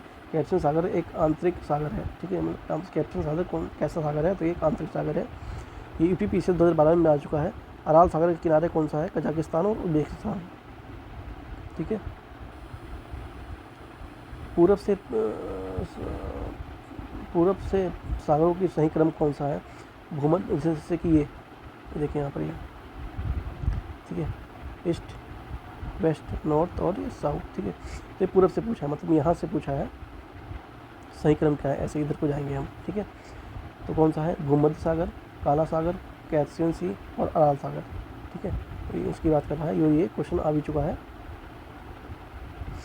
कब आया है, UPRO 2016 में क्वेश्चन आया हुआ है। एंड्रिस सागर कहाँ पर है, अल्बानिया में। काला सागर रोमानिया, कैस्पियन सी कजाकिस्तान में, भूमध्य सागर मोरक्को में, लाल सागर ये सूडान में पड़ता है, आसपास पड़ता है। ये इसके सही मिलान है, ठीक है। इसको आप याद करेंगे अच्छे से, और अगर आप ये वीडियो 2-4 बार देख लेते हैं तो भी आपके माइंड में ये आ जाएगा मेमोरी में। तो आपको ये जूम के आप देख सकते हैं इसे। और आपको PDF चाहिए तो आप PDF से भी इसे देख सकते हैं, जैसे कि देखिए चार की सीमा भूमध्य सागर से नहीं मिलती, ठीक है। जो चार ये जो अफ्रीका में है चार, ठीक है। इसकी सीमा भूमध्य सागर से नहीं मिलती, आप देख सकते हैं आप, ठीक है। ये आर्कटिक सागर यहाँ पर है, जो वहाँ पर भी ऊपर वीडियो में नहीं मिला था हमें मैप में। उसके बाद सरगेसो सागर, ठीक है, सरगेसो सी। सरगेसो सागर उत्तरी अंटार्कटिक महासागर में स्थित एक क्षेत्र है। इसकी उत्पत्ति उत्तरी अंटार्कटिक विषुवत रेखीय धारा के भंवर से होती है। इस क्षेत्र, इसको पैराग्राफ में बांट लेते हैं, ये एक पैराग्राफ, ये दूसरा पैराग्राफ। इस क्षेत्र में सारगैमस नाम की वनस्पति बहुतायत मात्रा में पाई जाती है, जिस कारण इसका नाम सरगेसो सागर पड़ा है, ठीक है। ये क्वेश्चन पूछा गया है 2014 RO में, ठीक है। और ये क्वेश्चन ऑलरेडी 2022 में BPSC में भी पूछा जा चुका है। देख सकते हैं कितना इंपॉर्टेंट चीज़ें हैं ये जियोग्राफी को लेकर, ये यहाँ पर देख सकते हैं आप, ठीक है। ये सरगेसो सी है, ठीक है। ये गल्फ स्ट्रीम में यहाँ पे जो जल ठंडी और गर्म जलधाराएँ मिलती हैं, अल नीनो और की जो धाराएँ होती हैं, इसे तट रेखा नहीं है, इसमें कोई भी तट रेखा नहीं, अंटार्कटिक महासागर में है, ठीक है। और ये UPPCS 2016 में क्वेश्चन पूछा जा चुका है। उत्तरी अंटार्कटिक विषुवत रेखीय धारा है, ठीक है। तो इनके बीच में सरगेसो सी है, यहाँ पे गल्फ स्ट्रीम के बगल में पड़ता है, मतलब बगल में नहीं है, मतलब थोड़ा दूर पे है, बगल के मतलब है उसके आसपास के एरिया में पड़ता है, बाकी उत्तरी अंटार्कटिक की धारा में ही आता है। और अगर आपने कभी सब्सक्राइब नहीं किया है, please subscribe and share. Request कहिए या फिर मेरा मोटिवेशन कहिए, जो भी आप समझ लीजिए, मेरे लिए तो मोटिवेशन का ही काम करता है, बाकी आपकी इच्छा है, आप ही जनता जनार्दन हो। इटली, सिसिली, सर्डिनिया और कोर्सिया ये टेरेनियन सागर से घिरे हुए हैं, ठीक है। ये देखिए यहाँ पे ये इटली, सिसिली, इटली यहाँ पर कहाँ पे है, ये देखिए इटली यहाँ पर है, ठीक है। ये एंड्रेस सी से घिरा हुआ है, ट्रेसियन सी से घिरा हुआ है, लोनिया सी से घिरा हुआ है, और ये लाइजीरियन सी से भी घिरा हुआ है, ठीक है। और ये आ जाता है आपका मेडिटेरियन सी, ठीक है। ये भी क्वेश्चन आ चुका है UP UDA और LDA में 2010 में पूछा चुका है। अब देखते हैं क्या नोट करना है हमें। लाल सागर अक्षांशीय गर्त का उदाहरण है, ठीक है, जो अफ्रीका और अरब के बीच स्थित है। यह क्षेत्र चुंबकीय विसंगतियों से जुड़ा हुआ है। यहाँ स्वेज नहर के खुलने के बाद उत्तरी अफ्रीका और यूरोपीय देशों की व्यापार में वृद्धि हुई है, ठीक है, व्यापार में आसानी हुई है, मतलब बहुत अच्छा हुआ जो ये लाल सागर के जो है यहाँ से खुलने में इसको आसानी हुई है, मेडिटेरियन जो सी है। चलिए चलते हैं नेक्स्ट में। यहाँ मेडिटेरियन सी ये दिख रहे हैं, नेक्स्ट जो करके अच्छे से दिख जाएगा, ठीक है। मेडिटेरियन सी है, ठीक है, ये ब्लैक सी है, यहाँ से ये होते हुए बॉस्फोरस स्ट्रेट से होते हुए अपना इधर आते हैं, इसलिए इसको आसानी होती है, ठीक है। भूमध्य रेखा की सीमा वाले देश कौन कौन से हैं? भूमध्य रेखा है, उसकी सीमा वाले देश कौन कौन से हैं? Albania, Algeria, Cyprus, Greece, France, Italy, Egypt, Montenegro, Slovakia, Spain, Syria, Lebanon, Israel, Italy, Libya, Malta, Morocco, Tunisia, तुर्की। ये सब हैं जो मैच करते हैं भूमध्य सीमा वाले देश हैं। ये क्वेश्चन IAS 2017 में पूछा जा चुका है और UPPCS मेंस में 2010 में पूछा जा चुका है, ठीक है दोस्तों। इसके बाद क्रोएशिया, वेस्टमिनिया, हर्जेगोविना, मोनाको। इसके बाद ये जापान के सागर है। तुर्की काला सागर एवं भूमध्य सागर के बीच स्थित है। ऊपर फिगर में देख सकते हैं आप, इसकी यहाँ पर है, आज 2014 में पूछा गया है। तुर्की और जो काला सागर ब्लैक सी है, ये ब्लैक सी है, ठीक है, और ये तुर्की है, ये भूमध्य सागर के बीच में स्थित है, ठीक है, ये यहाँ पर। उसके बाद आता है जापान सागर। जो जापान के सागर है, सी ऑफ जापान को देखते हैं एक बार। पश्चिमी प्रशांत महासागर का एक समुद्री अंश है ये, ठीक है। इसकी स्थिति कहाँ पर है? जापान द्वीप के समूह, रूस के सर्वालीन द्वीप, कोरिया प्रायद्वीप और पूर्वोत्तर एशिया के मध्य भागों को बीच में स्थित है। इसकी जो गहराई है वो 37 से 92 मीटर अभी तक नापी जा चुकी है, ठीक है। उत्तरी सीमा पर यूक्रेन भी बहुत चर्चा में चल रहा है 2 सालों से, ठीक है। ओजोव सी है, ये पूर्वी सीमा पथ पर स्थित है और ये सीमा क्रीमिया के प्रायद्वीप से मिलता है, ठीक है। ओजोब सी यहाँ पर देख सकते हैं, इसमें देखते हैं इसमें है क्या, इसमें ओजोब सी नहीं दे रखा है, कोई नहीं, देखेंगे दूसरी मैप में देख लेंगे। ब्लैक सी, ये हाँ ये ब्लैक सी इसका दे रखा है, मैप यहाँ पर लगा दिया है। ब्लैक सी से कौन से कंट्री मिलते हैं, बहुत बार क्वेश्चन पूछा जा चुका है, ठीक है। कंट्री ब्लैक सी से, ठीक है, रोमानिया, यूक्रेन, रूस, जॉर्जिया, तुर्की, बुल्गारिया, ये सब देश से मिलते हैं। आप जूम करके आप देख सकते हैं, रूस, जॉर्जिया, तुर्की, बुल्गारिया, रोमानिया और ये यूक्रेन, ये ब्लैक सी से मिलते हैं, मतलब उनकी सीमा बनती है इनसे। तुर्की की सीमा 8 देशों से लगती है, Bulgaria, Greece, Georgia, Iran, Armenia, Azerbaijan और इराक और सीरिया, ठीक है। अब ध्यान में रखेंगे, आपने सब्सक्राइब नहीं किया है प्लीज़ सब्सक्राइब, माँ सरस्वती एजुकेशन IAS को सब्सक्राइब करना ना भूलें। उसके बाद महासागरीय जलधाराओं को देखते हैं, ठीक है। इसमें जूम करके देखेंगे, ये देखिए पश्चिमी वायु ओल्गास धारा, ठीक है, बहुत सारी धाराएं हैं। आप इसको जूम करके अच्छे से PDF लेके पढ़ लीजिएगा। बाकी मैं आपको बोल रहा जो बता रहा हूँ ये आप ध्यान से सुनिए। प्रशांति धाराओं की उत्पत्ति संबंधित प्रमुख कारक कौन से हैं? पृथ्वी का परिभ्रमण, वाष्पीकरण, तापमान में भिन्नता, वायु दाब एवं हवाएं, घनत्व से भिन्नता, ठीक है। आइए 2012 में पूछा जा चुका है। पृथ्वी की परिक्रमा गति महासागरीय धाराओं को प्रभावित नहीं करती है, ठीक है, ये आप ध्यान में रखेंगे। पृथ्वी की गति महासागरीय जो धाराएं हैं उसको प्रभावित नहीं करती हैं। अंटार्कटिक महासागर, ये अल्निनो और एल्निनो का जो इस कॉन्सेप्ट है ये वही है, ठीक है। देखते हैं ठंडी जलधारा, कनारी धारा, लेब्रोड धारा, फ्रैंकेट धारा, दक्षिणी अंटार्कटिक प्रवाह, बेगलुरा धारा, ठीक है। ये मतलब धाराएं लिखी हुई हैं सब, जो इसकी यहाँ पे आपको इसमें आपको इस मैप में देखने को मिल जाएंगी। गर्म जलधाराएं कौन सी हैं? उत्तरी विषुवत रेखा धारा, दक्षिणी विषुवत रेखा धारा, फ्लोरिडा धारा और गल्फ स्ट्रीम। उत्तरी धारा अंटार्कटिक प्रवाह, नॉर्वे धारा, ब्राज़ील धारा और डरमाइन धारा।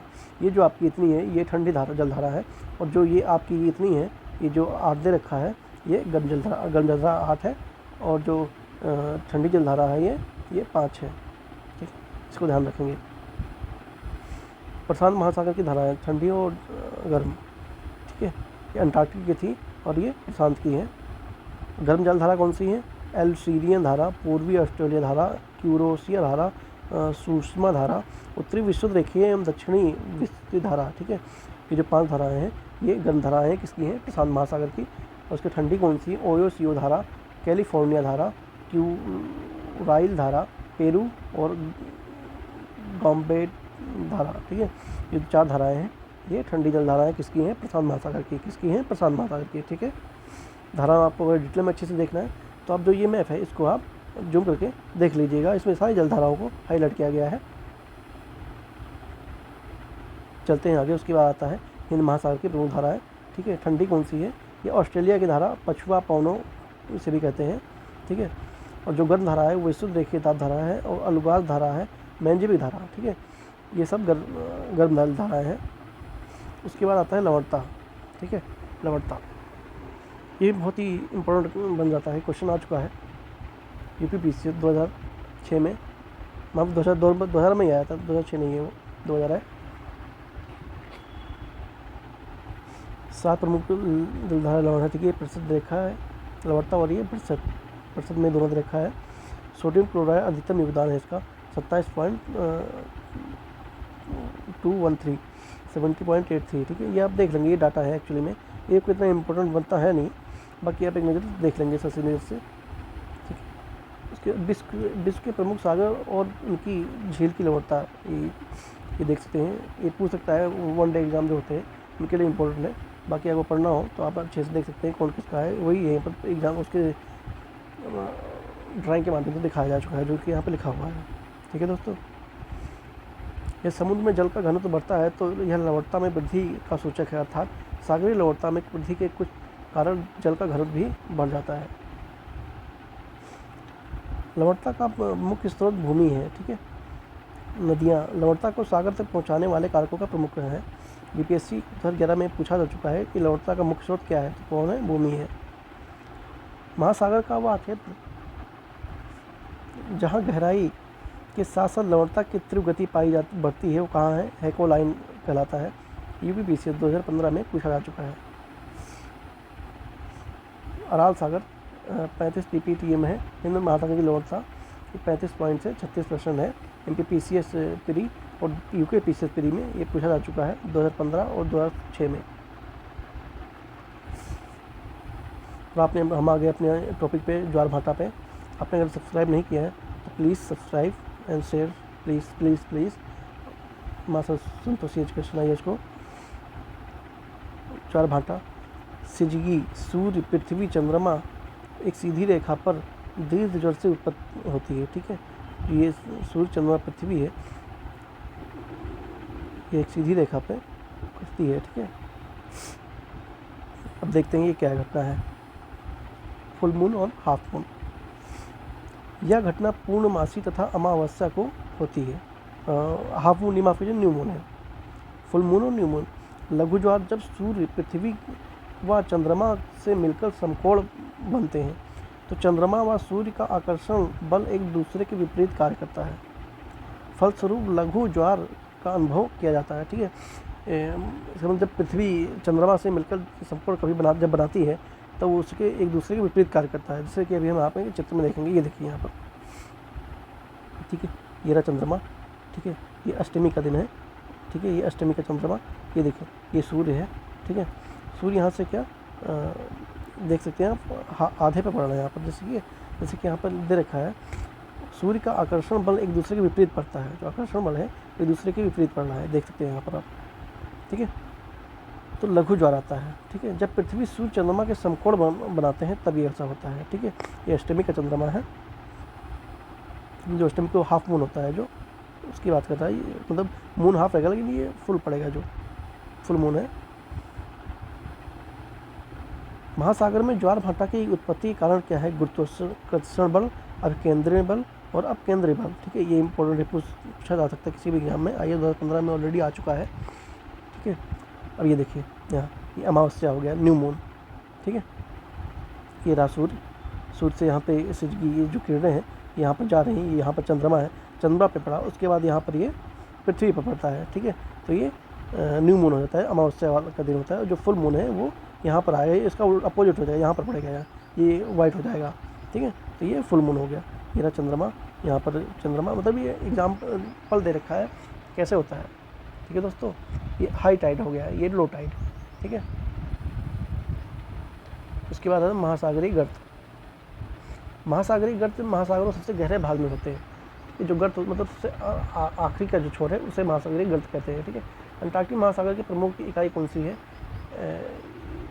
प्यूटोर्को खाई है, रोमांचे गर्त है और साउथ सैंडविच खाई है, ठीक है। ये दक्षिणी प्रशांत महासागर की प्रमुख खाई हैं। कौन सा है, टोंगा, कारमोडो, साउथ न्यू हेब्रास और अकोटामा, ठीक है। यहाँ पर देख सकते हैं, ये मैप है। दक्षिणी प्रशांत हिंद महासागर में, ठीक है। यहाँ पे आप बहुत सारा लिख रखा है, इससे आप देख सकते हैं। जैसे ये यहाँ पे ये पैसिफिक ओशियन, ठीक है, सबके नाम दे रखे हैं। आप ऑलरेडी वीडियो को पॉज करके अच्छे से पढ़ लीजिएगा, ठीक है। मैं अगर बताऊँगा ये तो बहुत वीडियो लंबी हो जाएगी और मैं नहीं चाहता कि आपका टाइम वेस्ट हो। जो आप अपने आँख और दिमाग से कर सकते हैं तो उसमें मुझे नहीं लगता कि मुझे इसमें इंटरफेयर करने की ज़रूरत है। चलिए चलते हैं। उत्तरी प्रशांत महासागर प्रमुख खाई कौन सी है, जापान ट्रेंच, क्वासाइल गर्त, मेरियाना ट्रेंच और एल्यूजन, ये प्रमुख खाई इसकी हैं। हिंद महासागर की खाई कौन सी है, सुंडा और डाइम्बो पैथिका परिखा, ठीक है। ये 2006 में पूछा गया है, BPSC 2022 में भी ये क्वेश्चन आ चुका है। BPSC विश्व का सबसे गहरा समुद्री गर्त कौन सा है, मोरियाना गर्त या चैलेंजर, ठीक है। ये UPPCS 2015 में आ चुका है। यहाँ पे आप देख सकते हैं, ठीक है। मोयानो, मरीना, टोंगा, कालमेडोक, ठीक है, मिड अमेरिका, पेरू, चिल और एल्यूटीनिया, पूरे रियो फ्लो, ये सब आप देख सकते हैं अच्छे से। बहुत ही क्लियर इमेज का, तो अच्छी क्वालिटी में ये मटेरियल आपको व्हाट्सएप चैनल और टेलीग्राम चैनल पे आपको मिल जाएगा। आपका लिंक दिया जा रहा है डिस्क्रिप्शन में, आप वहाँ से ज्वाइन कर सकते हैं, ठीक है। और प्लीज़ अगर आपने सब्सक्राइब नहीं किया है तो माँ संतोषी एजुकेशन IAS को सब्सक्राइब ज़रूर करें और शेयर भी ज़रूर करें। ऐसी ही अच्छी वीडियो के लिए देखने के लिए ज़रूर से ज़रूर जुड़ें और मिलते हैं नेक्स्ट वीडियो में। Thank you very much, see you सून।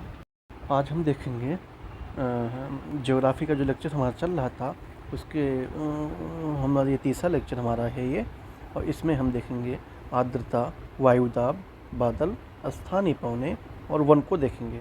ठीक है, हम टोटल 5 टॉपिक को देखने वाले हैं जो कि बहुत ही इम्पोर्टेंट वीडियो होने वाला है। ठीक है, आप देख रहे हैं ये आपके लिए नोट्स प्रिपेयर किए गए हैं ताकि आपको समझने में आसानी हो। ये देखिए बादलों के कई प्रकार होते हैं, वो प्रकार भी आपको मैं लेके आया हूँ आपके लिए। ठीक है, और ऐसे ही बहुत सारे अच्छे नोट बने हैं लाया हूँ आपके लिए। तो प्लीज़ आपसे रिक्वेस्ट है कि आप ये हमारा 5 टॉपिक है। ठीक है, आर्द्रता, वायुदाब, बादल और स्थानीय पवने तथा वन, इनको हम देखेंगे। प्लीज़ रिक्वेस्ट है आपसे, आप चैनल पर अगर नए हैं चैनल को सब्सक्राइब जरूर करें। ठीक है दोस्तों, और अगर आपको लग रहा है कि आपके काम का कंटेंट नहीं है तो प्लीज़ आप ज़्यादा नहीं, मैक्सिमम मिनिमम 5 मिनट रुक के देखिए, आपको पता लग जाएगा आपके काम की चीज़ है या नहीं है।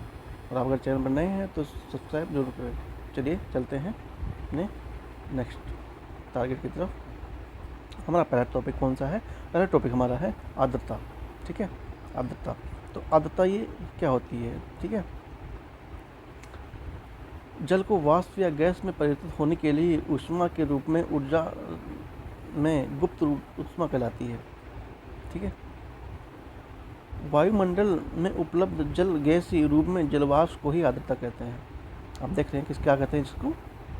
वायुमंडल में जो गैसीय रूप में जल होता है उसे ही आर्द्रता कहते हैं।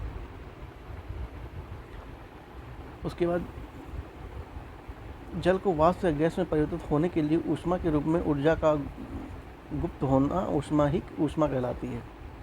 ग्रीष्म काल में जब मौसम उमस वाला होता है तो आर्द्रता ऊष्मा में होती है। आप लोगों ने नोट किया होगा समर सीजन में जब मौसम में उमस होती है, मतलब जैसे हल्की बारिश हो गई उसके बाद बहुत उमस होती है। आपने नोट किया होगा तो क्या होगा, तो उसमें बहुत सारी गर्मी होती है उसके बाद में, मतलब उसी को उमस ही कहते हैं।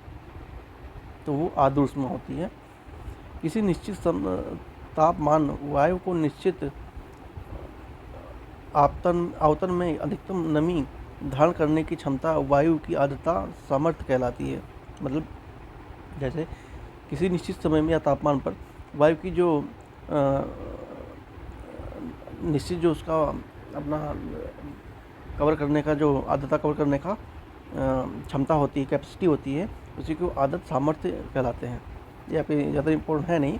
ठीक है, बाकी आपको इम्पोर्टेंट ये ध्यान में रखना है, इसे रखना है, इसे रखना है।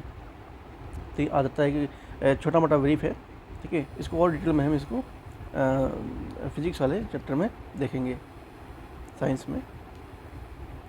उसके बाद क्या आता है? वायुदाब। मेन इम्पोर्टेंट टॉपिक तो यही है, वायुदाब। ठीक है दोस्तों, वायुदाब बहुत ही इम्पोर्टेंट टॉपिक है।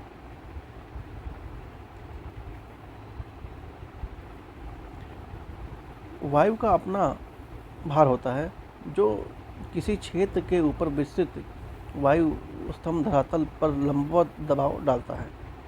इस दबाव को डालने की क्रिया को वायु दाब कहते हैं। ठीक है, जैसे कि वायु का जो खुद का अपना एक वजन होता है जो किसी क्षेत्र के ऊपर विस्तृत वायु धरातल पर लंबवत मतलब बराबर प्रभाव अपना डालता है, उस क्रिया को वायु दाब कहते हैं। इसे बैरोमीटर में प्रति इकाई क्षेत्रफल पर जोड़ने वाले बल के रूप में मापते हैं। बैरोमीटर से ही वायु दाब को नापते हैं। और मैं आपको छोटी सी इन्फॉर्मेशन देना चाहूँगा कि जो माँ संतोषी एजुकेशन IAS है, इसके आप टेलीग्राम चैनल और व्हाट्सएप चैनल से जुड़ के आप इसकी PDF को प्राप्त कर सकते हैं। और बहुत वहाँ से उस चैनल पे क्वेश्चन भेजे जाते हैं जो आपको प्रैक्टिस के लिए बहुत ही लाभदायक है। तो आपसे अनुमोदन है कि आप चैनल को ज्वाइन कर आप PDF प्राप्त करें और अपने पढ़ाई को एक स्पीड दें। तो चलिए देखते हैं अपना बैरोमीटर। पहले पुनः धीरे धीरे बढ़ना वर्षा की स्थिति का सूचक है। पैरों के तल में अचानक गिरावट तूफान आने का सूचक है। पारे के तल का लगातार बढ़ना फिर चक्रवाती और साफ मौसम का संकेतक है। जो बैरोमीटर में है उसको नापने के लिए ये चीज़ें होती हैं, ठीक है। जिससे पारा है और उसमें पारा होता है, जैसे कि ये मीटर है, ठीक है, इसमें ये पारा भरा होता है। तो माफ़ कीजिए, ड्राइंग थोड़ी अच्छी नहीं बनी है, ठीक है। आप सबने देखा होगा बैरोमीटर, कई लोगों ने नहीं देखा होगा तो आप गूगल पर सर्च करके एक बार देख सकते हैं, ठीक है। जो पारा होता है इसमें मतलब बता रहा है कि कैसे उसको देखा जाता है कि बैरोमीटर में किस प्रकार से आता है। पहले गिरना पूरा अगर धीरे धीरे होता है और बढ़ जाता है तो वर्षा की स्थिति का सूचक, मतलब उस समय वर्षा होगी। अगर बढ़ जाता है, धीरे धीरे बढ़ता है, फिर अचानक बढ़ जाता है, फिर वो वर्षा का सूचक है। पारे जो पारा है कि तल में अचानक गिरावट आए तो ये तूफान आने का संकेतक है, मतलब थंडरस्टॉर्म आने की पॉसिबिलिटी है। पारे के तल का लगातार बढ़ना फिर चक्रवाती और साफ मौसम का संकेत है। और एक इम्पोर्टेंट फैक्ट देख लेते हैं। ये यूपीपीसी 2014 में क्वेश्चन पूछा गया था। क्या क्वेश्चन पूछा गया था? वायु दाब सबसे कम होता है कहाँ? ग्रीष्म ऋतु में। जो वायु दाब होता है, वायु प्रेशर, वो सबसे कम गर्मियों में होता है। ध्यान में रखेंगे चीज़, क्योंकि गर्मियों में मौसम अधिकतर साफ रहता है। समदाब रेखाएं, यह एक काल्पनिक रेखा है और सत्य सागर तल पर समान वायु दाब वाले स्थानों को मिलाना होता है, ठीक है। वायु दाब पेटियाँ देख क्या होती हैं? उत्पत्ति के कारण क्या है? एक टेम्परेचर है, तापी कारण। उसके बाद एक कोरियोलिस बल है, जो हिंदी में इसको गत्यात्मक कारण कहते हैं। कोरियोलिस बल का मान भूमध्य रेखा पर 0 होता है, मतलब इक्वेटर जो होता है उस पर 0 होता है। ध्रुवीय क्षेत्रों में अधिक होता है, ठीक है। जैसे कि यहाँ पे देख सकते हैं, ये होता है इक्वेटर क्षेत्र। एक सेकंड, पेन को चेंज करते हैं, ना दिखेगा कुछ नहीं इसमें।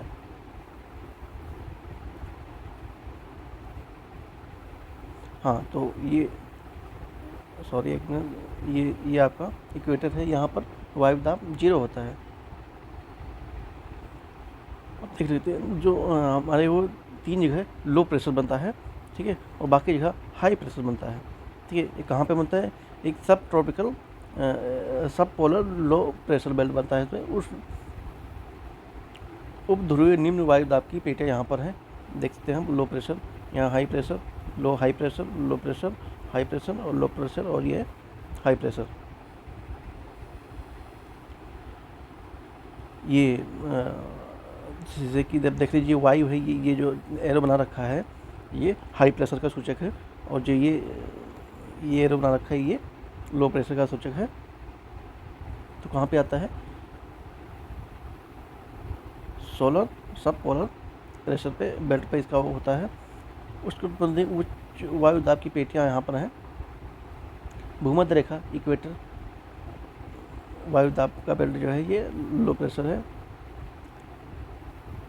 उसके उष्ण उच्च वायु दाब बेल्ट सब हाई प्रेशर बेल्ट है। ये उप ध्रुवीय निम्न वायु दाब बेल्ट, ध्रुवीय उच्च वायु दाब बेल्ट, ये सब पोलर लो प्रेशर, और ये पोलर बेयर प्रेशर थे, ठीक है दोस्तों। अब इसको अगर ध्यान से देखेंगे तो ये आपको समझ में आ जाएगा, ठीक है।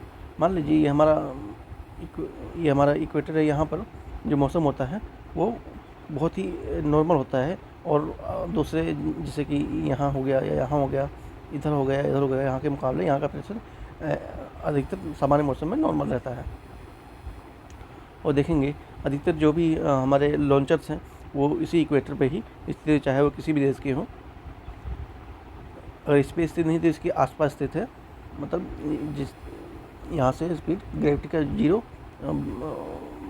0% होता है, तो यहाँ से लॉन्च करने में आसानी होती है, ग्रेविटी का इतना प्रभाव नहीं पड़ता है। चलिए चलते हैं इधर। धरातल पर 7 वायुदाब पेटियाँ हैं पाई जाती हैं, जिनमें 3 निम्न वायुदाब और 4 उच्च वायुदाब हैं। तो हाँ, ये यही चीज़ ये बता रहा है जो यहाँ पर ये लिखा हुआ है। 3 पाई जाती हैं, देखते हैं 1 2 3। हाँ, 3 ये पाई जाती हैं लो प्रेशर, और 4 हाई प्रेशर। टोटल कितनी है? 7। अगर आपसे पूछे कि जो धरातल पर कितनी वायुदाब पेटियाँ हैं तो 7 है। ये फैक्ट है, इसको ध्यान में रखेंगे, बहुत ही इंपॉर्टेंट फैक्ट है।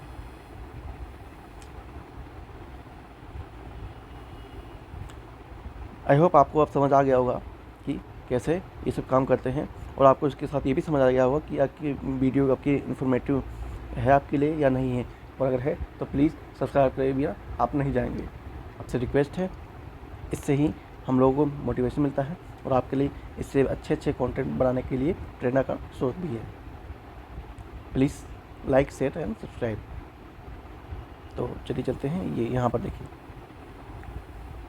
वायुदाब कटिबंध, ठीक है। ये हमारा इक्वेटर, 0 से 10 डिग्री ऊपर 10 डिग्री नीचे, ये हमारा हो गया इक्वेटर। ये उच्च उपोष्ण वायुदाब है। उपोष्ण वायुदाब पेटी क्या होती है? इस पेटी का विस्तार 30 से 35 अक्षांशों के मध्य मापा, 30 से 35 क्या, ये 35 डिग्री और ये 0 डिग्री, यहाँ से यहाँ तक 30 से 35 डिग्री अक्षांश पर मापा जाता है। इस पेटी का विकास गत्यात्मक कोरोलिस जो बल होता है उसी कारण होता है। कोरोलिस आपको मैं ज्योग्राफी क्लास में, दूसरी क्लास में उसको अच्छे से समझाऊंगा। उपोष्ण उच्च वायुदाब को उठने वाली हवा भूमध्य रेखा निम्न वायुदाब की ओर से प्रभावित होती लगती है। 30 से 35 अक्षांश का हर्ष या अश्व अक्षांश भी कहते हैं। ये भी नोट करने के लिए है, बहुत ही इम्पोर्टेंट है, ठीक है। 30 से 35 अक्षांश को हर्ष या अश्व अक्षांश भी कहते हैं। प्लीज़ नोट करके रखेंगे आप लोग ये चीज़ें। नोट क्या करना है, इसको यहीं पे याद ही कर लेना है। हर्ष या अश्व अक्षांश किसे कहते हैं?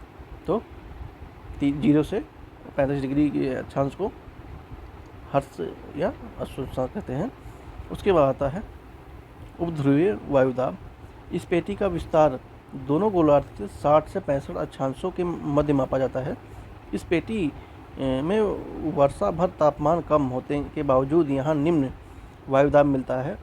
किसके कारण? ये कोरोलिस बल के कारण, ठीक है। मतलब इसमें पूरे वर्ष भर तापमान कम होने के बावजूद भी यहाँ निम्न वायुदाब मिलता है, मतलब लो प्रेशर मिलता है, ठीक है। यहाँ पर ये लो प्रेशर है, हमने यहाँ पर देखा था। ये देखिए यहाँ पर ये इसकी बात कर रहा है, यहाँ पर लो प्रेशर।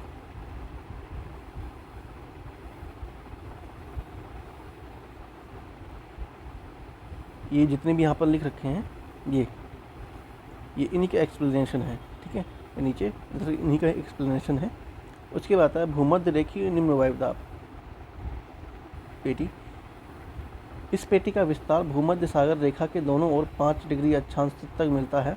भूमध्य रेखा वर्ष भर सूर्य की किरणों के लंबवत पड़ती है, जिस कारण तापमान अधिक होने के कारण हवाएं गर्म होकर फैलती हैं तथा ऊपर उठती हैं, जिससे सदा निम्न वायुदाब बना रहता है। इस पेटी काफ़ी शांत होती है। इस पेटी को ड्रोकलन भी कहा जाता है।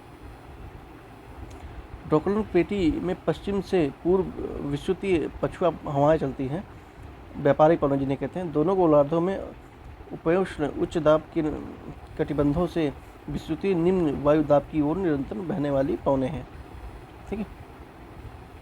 भूमध्य रेखे, ये यहाँ की बात कर रहे हैं, ये भूमध्य रेखे, ये यहाँ पर एकदम पछुआ पवनें इन्हें कहते हैं। यहाँ पर पछुआ पवनें चलती हैं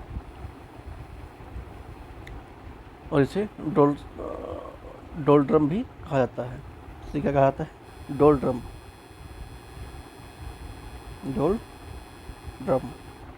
इसे डोलड्रम कहते हैं। और इसे क्या कहते हैं? हर्ष या अश्व के नाम से भी जाना जाता है। ध्यान में रखेंगे ये सब चीज़ें, ये फैक्ट वाइज है, हो सकता है कहीं भी। ध्रुवीय उच्च पवनें, ध्रुव तथा समीप क्षेत्रों में निम्न ताप के कारण यहाँ तापमान ठंडी व भारी हवाएं धरातल पर उतरती हैं। परिणाम स्वरूप यहाँ उच्च वायु दाब का अवस्थिति का निर्माण होता है। अविभाव मतलब निर्माण होता है, ठीक है। मतलब यहाँ हाई प्रेशर बनता है। यहाँ हाई प्रेशर बनता है।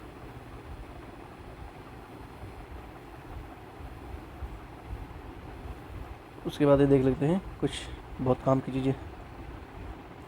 उष्णकटिबंधीय क्षेत्र में व्यापारिक पवने के प्रभाव के कारण पूर्वी खंडों की तुलना में महासागरों के पश्चिम खंड से अधिक उष्ण होते हैं। हाँ, ये यूपीएससी 2021 में आ चुका है। यूपीएससी 2021 का क्वेश्चन है ये बिल्कुल सही है। ठीक है, उष्णकटिबंधीय क्षेत्र में व्यापारिक पवने के प्रभाव के कारण पूर्वी खंडों की तुलना में महासागरों की पश्चिम खंड अधिक उष्ण होते हैं। बिल्कुल सही है। शीतोष्ण क्षेत्र में पश्चिमी पवने खंडों की तुलना में महासागरों के पूर्वी खंडों को अधिक उष्ण बनाता है। जी हाँ, बिल्कुल सही है। ठीक है, इस कॉन्सेप्ट को अभी हम आगे समझेंगे। इसको ये क्वेश्चन के रूप में कर लेते हैं, अभी आगे समझेंगे इसे।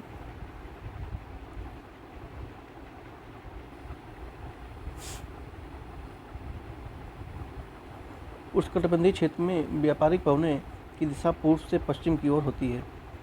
शीतोष्ण क्षेत्र में पछुआ पवने पश्चिम से पूर्व की ओर होती है, जिसके कारण महासागरों के पूर्वी खंड अधिकतम कारण अधिक उष्ण होते हैं, मतलब ये अधिक गर्म होते हैं। पूर्व से पश्चिम की ओर बहती है उष्णकटिबंधीय क्षेत्र में, और जो शीतोष्ण क्षेत्र है उसमें पश्चिम से पूर्व की ओर बहती है। उत्तरी गोलार्ध की तुलना में दक्षिणी गोलार्ध में पश्चिम पवन, पछुआ पवन जिसे कहते हैं, अधिक सशक्त व अस्थायी होती है, क्योंकि उत्तरी गोलार्ध की तुलना में दक्षिणी गोलार्ध में भूखंड कम है। ठीक है,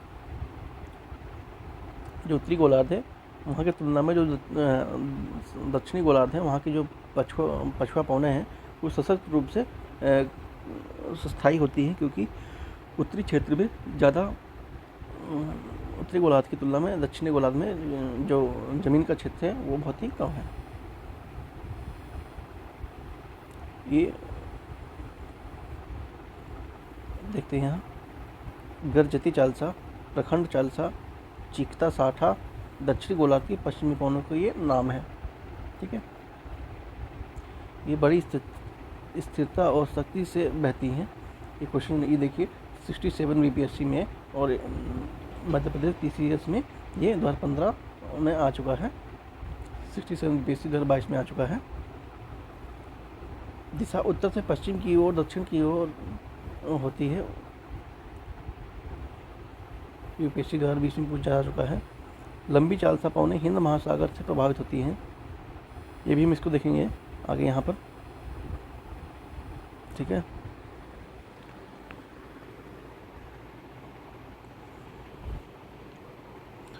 एक सेकेंड जी, चलिए चलते हैं आगे। शेयरिंग फोर्टीज सशक्त समुद्री हवाएं 40 से 60 डिग्री अक्षांश पर के मध्य बहती हैं। ये RS में पूछा जा चुका है क्वेश्चन। दक्षिण गोलार्ध में पवन के बाईं ओर तथा उत्तरी गोलार्ध में पवन के दाहिनी ओर विचलन होती है, किसके कारण? कोलियोसिस बल के कारण। IS 2010। मानसून पवने वे पवने हैं जिनकी दिशा ऋतु के अनुसार बिल्कुल उलट जाती है।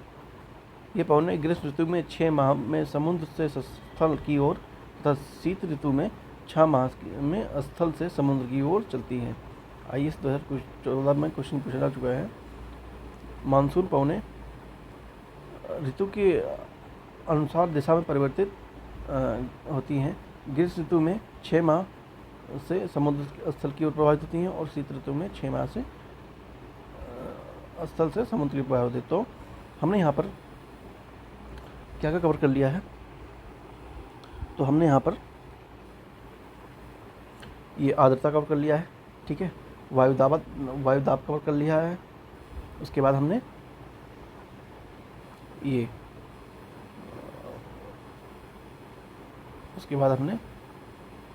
स्थानीय पवनें कवर कर लिया है। ठीक है,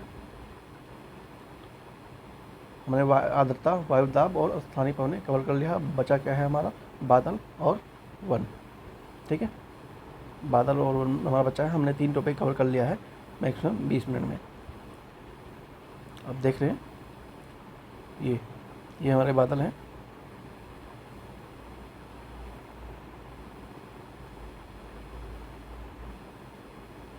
स्थानीय पौने भी थोड़ी बची हुई हैं, देख लेंगे भी, मतलब जो का नाम लोकल में है, ठीक है।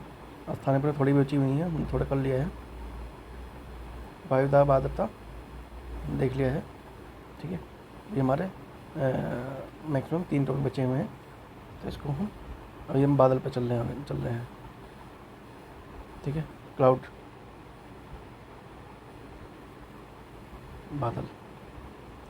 बादल जैसे होते हैं, आपने देखा होगा बादल कई सारे वो बनाते हैं, डिज़ाइन बनाते हैं, ठीक है दोस्तों। तो डिज़ाइन आपने कई बार देखा होगा, लेकिन आप लोगों को इस बारे में पता नहीं है कि जो बादल होता है वो कैसे फॉर्मेशन होता है उसका, और वो किस प्रकार से उसको हम देख के पहचान सकते हैं, ठीक है। ये देख लीजिए, आप देखिए, आप लोगों ने ये ऐसे बादल जरूर देखे होंगे। इसमें सारे चित्र हैं, इतने सारे चित्र हैं कि इसमें से आपने शायद ही कोई ऐसा दृश्य हो जो आपने बादलों में ना देखा हो, ठीक है। आपने शायद ये ना देखा हो, ये वाले, ठीक है, ये शायद ना देखे हों, मतलब देखे होंगे कई लोगों ने। तो चलिए चलते हैं कैसे बादल का फॉर्मेशन होता है, और बहुत ही ब्यूटीफुल लगते हैं ये बादल ऊपर देखने में। चलिए चलते हैं। बादल, पहला आता है पच्छाब बादल, ठीक है, सीरियस क्लाउड। इसकी ये सर्वाधिक ऊंचाई पर होते हैं, ठीक है। फिर ये चिताई के रूप में रेशम सदृश दिखते हैं, मतलब ये रेशम की तरह दिखते हैं। ये आप देखिए यहाँ पर, ये रेशम के दिख रहे हैं ना, ये पतले पतले धागे की तरह ये दिख रहे हैं यहाँ पर, ये वाला है ये, ठीक है।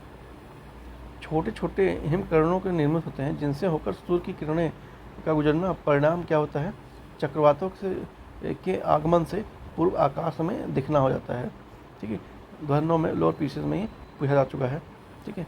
अब आप आज की वीडियो ये देखने के बाद जो बादल वाला है, आप कभी भी बादल को लेकर कंफ्यूज नहीं होंगे, और आप देख के बताएंगे ये क्या हो रहा होगा एक्चुअल में इन्वायरमेंट में हमारे।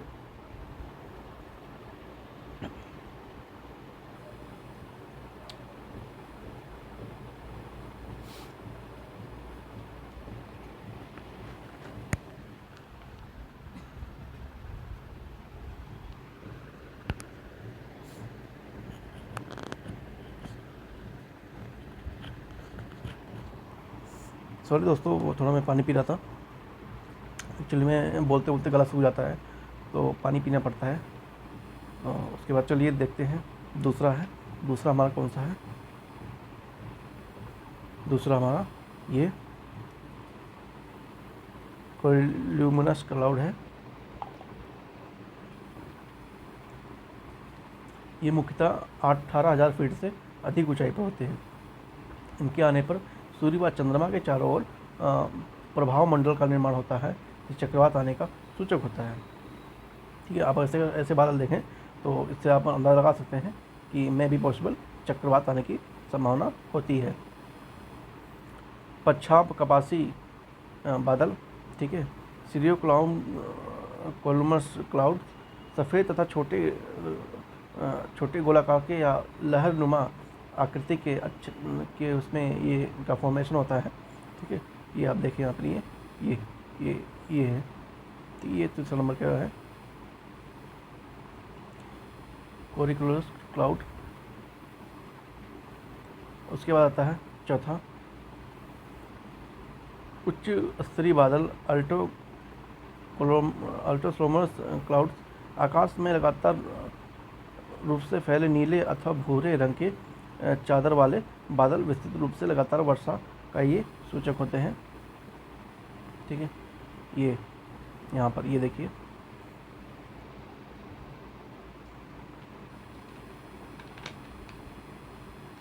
बहुत ही इन्फॉर्मेटिव वीडियो है, आपको चित्र के साथ इसको देखने में एक्चुअली में हमारा इमेज मतलब हमारा माइंड इमेज को ही एक्सेप्ट करता है अधिकतर, तो इमेज से साफ हो जाता है और अच्छे से हम अंडरस्टैंड भी हो जाता है। उसके बाद ये स्तनीकपात बादल स्ट्रेटो कोलम्बस क्लाउड हल्के व भूरे रंग के होते हैं और बड़े गोलाकार चक्रातों के रूप में होते हैं। एक्चुअली मैं आपको पीडीएफ दे दूँगा, आप पढ़ लीजिए, मैं बार बार नीचे ऊपर करेंगे तो टाइम भी काफ़ी हो जाएगा। एक बार आप इसको अच्छे देख लीजिए, बाकी हम एक्सप्लेन कर लेंगे। बाकी आपको पीडीएफ तो उसकी मिलेगी ही, आप पीडीएफ से अपना कवर कर सकते हैं। ठीक है, देख लीजिए।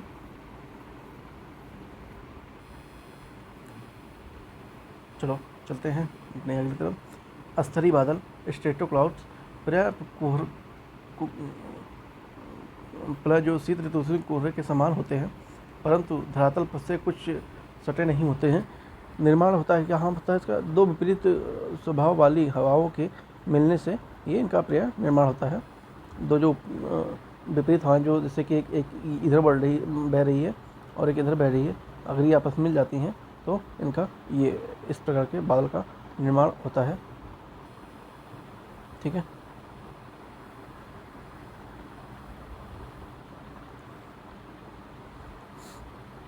कपासी बादल,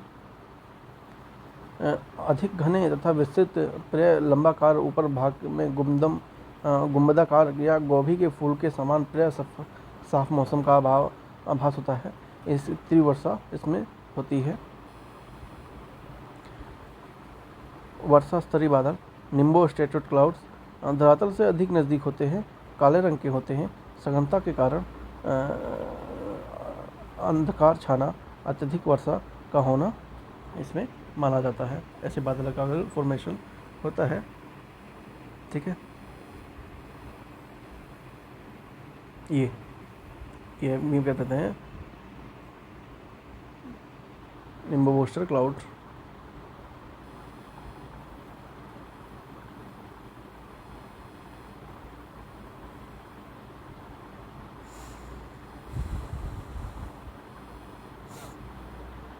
कपासी वर्षा बादल अत्यधिक विस्तृत तथा गहरे बादल होते हैं।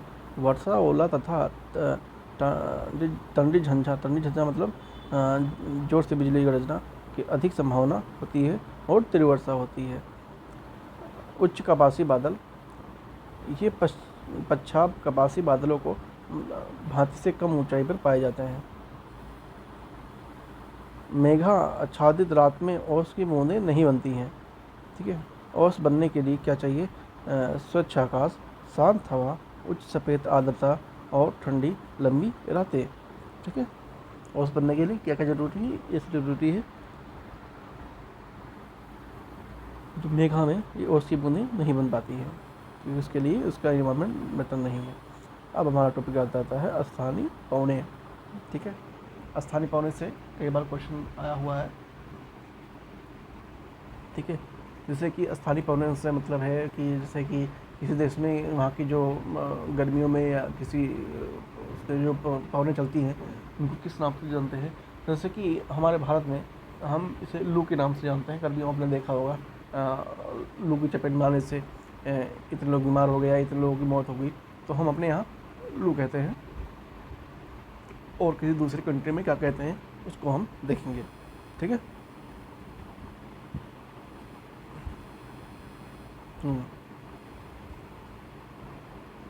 अब देख रहे हैं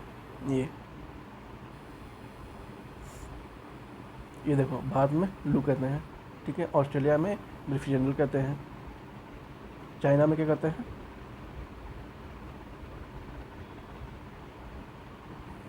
चलो अभी हम इधर देख लेंगे इसमें। ठीक है,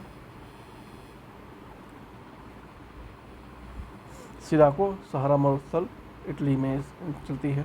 चिनूक रॉकी पर्वत यूएसए में चलती है। ये यहाँ पर चिनूक, ये चिनूक रॉकी पर्वत से चलती है। ठीक है, फार्न अल्पर पर्वत से चलती है। ब्रीफलिड ऑस्ट्रेलिया में चलती है, ये यहाँ पर देख सकते हैं। स्यूम अरब रेगिस्तान में चलती है। ठीक है, स्यूम अरब रेगिस्तान में चलती है।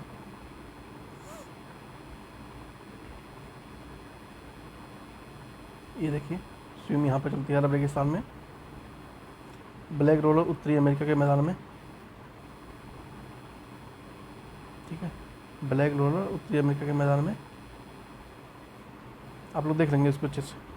उसके बाद सेंट एना दक्षिणी कैलिफोर्निया। समून ईरान। लू भारत में। पेंटी भूमध्य सागर में।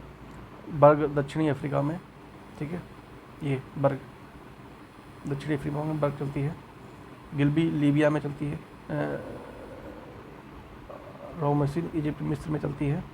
ठीक है, मिस्र में कौन सी चलती है, खमसिन, मिस्र में खमसिन चलती है, ये खमसिन है, ठीक है।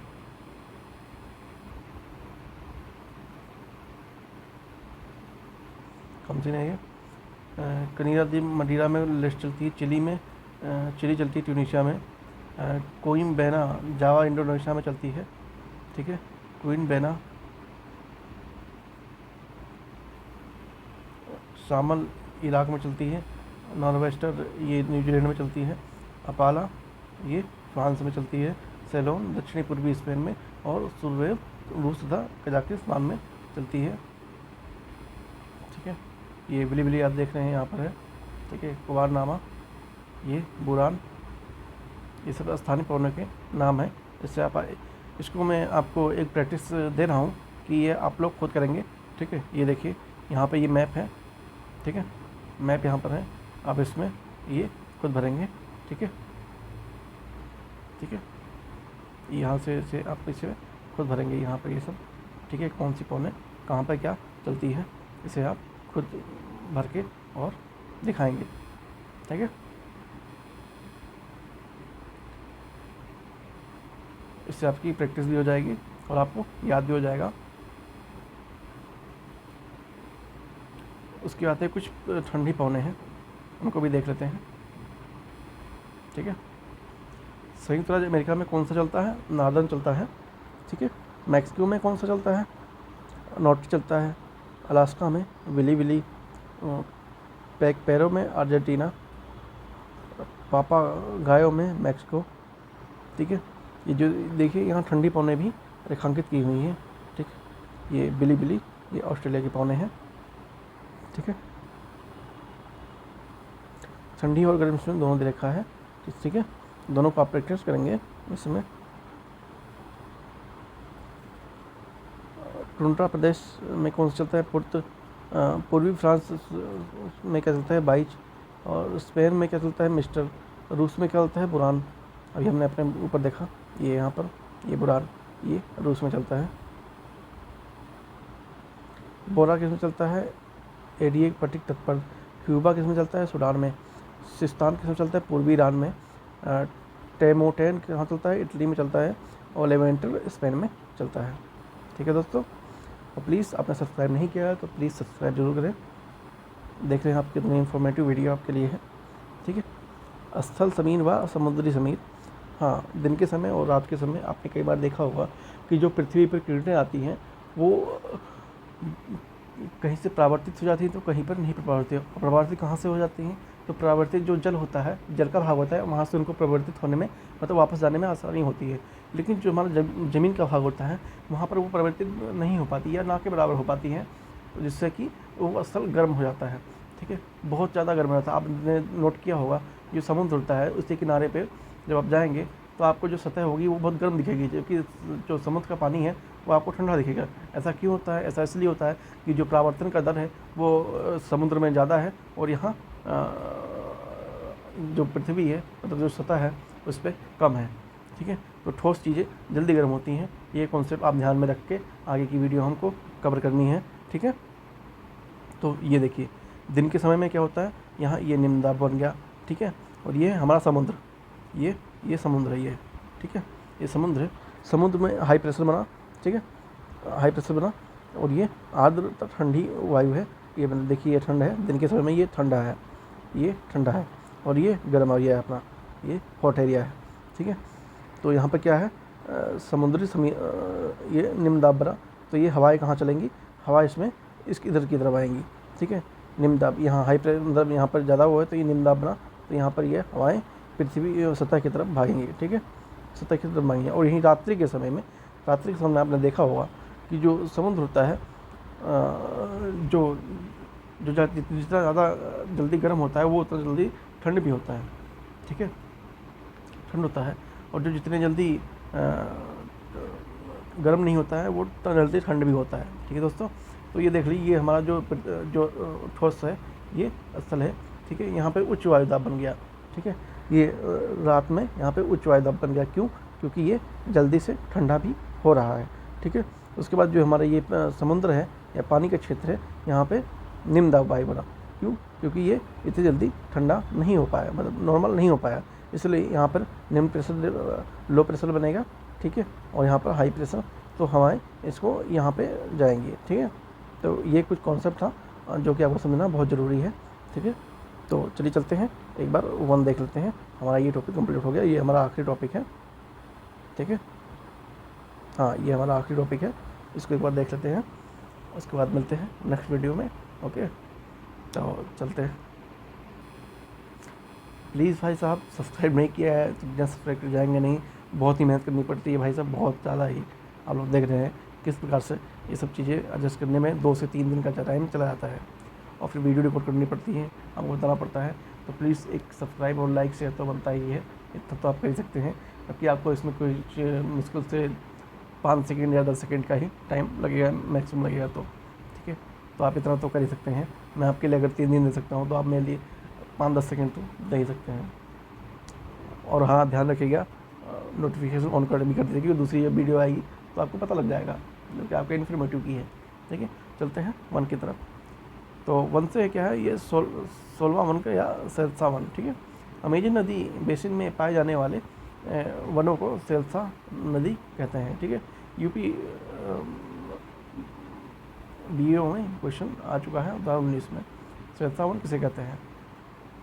अमेजन नदी में पाए जाने वालों को सेल्सा नदी कहते हैं। ये वन विस्तृत क्षेत्र में स्थित होते हैं, तापमान इसका हाई होता है, वर्षा यहाँ 200 सेंटीमीटर से अधिक हो जाती है लगभग। ये यहाँ पर देखिए आप, ये जो क्षेत्र है ये अमेजन का क्षेत्र है, ठीक है। यहाँ पर ऐसा हो जाती है। भूटान सरकार ने अपने देश में कुल भौगोलिक क्षेत्रफल के कम से कम 60% भाग पर वन बनाए जा रखने की संवैधानिक प्रावधान किया है। भूटान में इस समय 71.9% पर वन है। सदाबहार वन,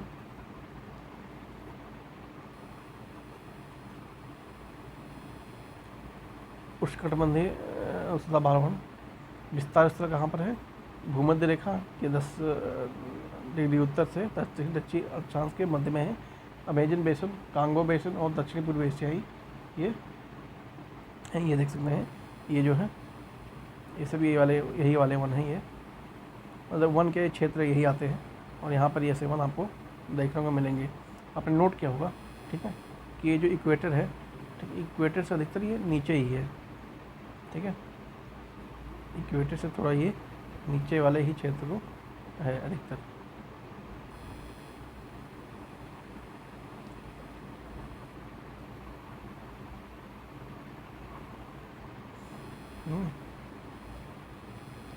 जी, तो ये क्वेश्चन आ चुका है, साथ में भी यूपीपीसी में भी आ चुका है। और पृथ्वी पर होने वाले वन अधिकतर मिलते हैं विस्तृत रेखा के पास। हाँ, बीपीएससी द्वारा 96 क्वेश्चन आ चुका है। ये देखिए विस्तृत रेखा यही है, ठीक है। ये जो कर्क रेखा है, ठीक है, विस्तृत रेखा के पास में मिलते हैं।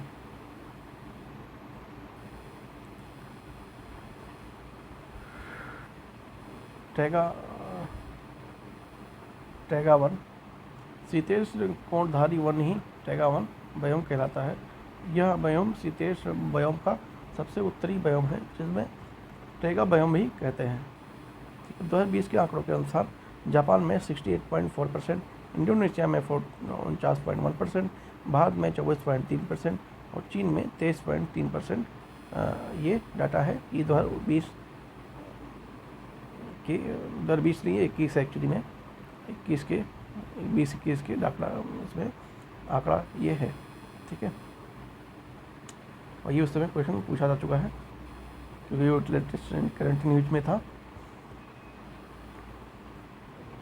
ये देख लो 2011 में कौन सा क्वेश्चन पूछा गया था। इनने कुछ क्वेश्चन दिए हैं आपके लिए, जो आपको समझने में आसानी होगी कैसे क्वेश्चन पूछे जाते हैं।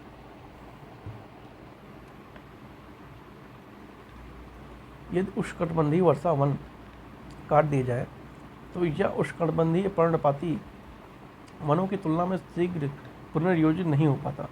इसका प्रमुख कारण वर्षा वन मृदा से पोषक तत्वों का अभाव होना, तो ये जो वर्षा वन है उसमें पूरी तरह से पोषक नहीं मिल पाता है, क्योंकि जब जहाँ वर्षा ज़्यादा होती है वहाँ वो मिट्टी कटान में ले जाता है, इसलिए उनको पोषक नहीं हो पाता, इसलिए वो इतनी जल्दी रिकवर नहीं हो पाते हैं।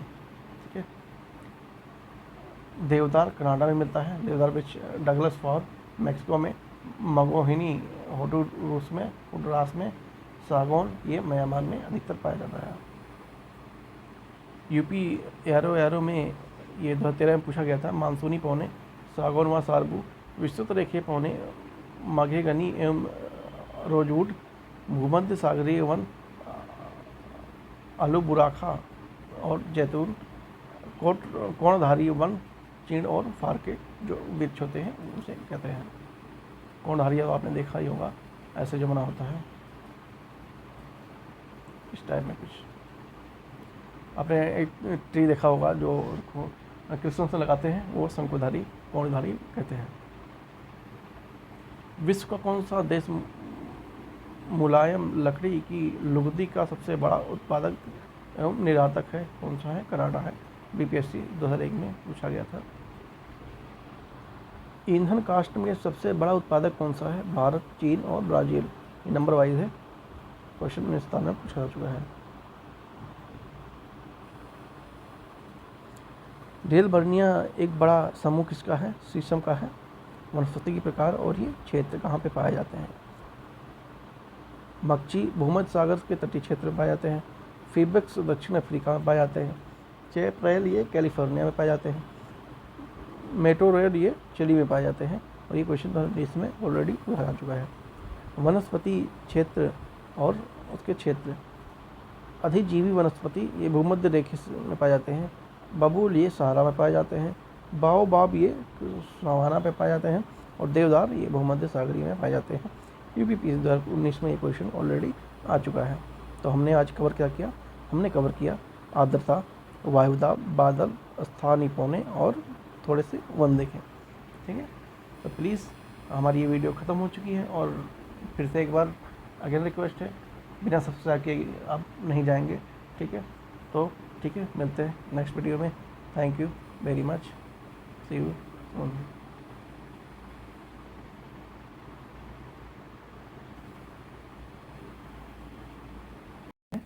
भारत की जो प्राकृतिक वनस्पतियाँ हैं उसको हम देखेंगे।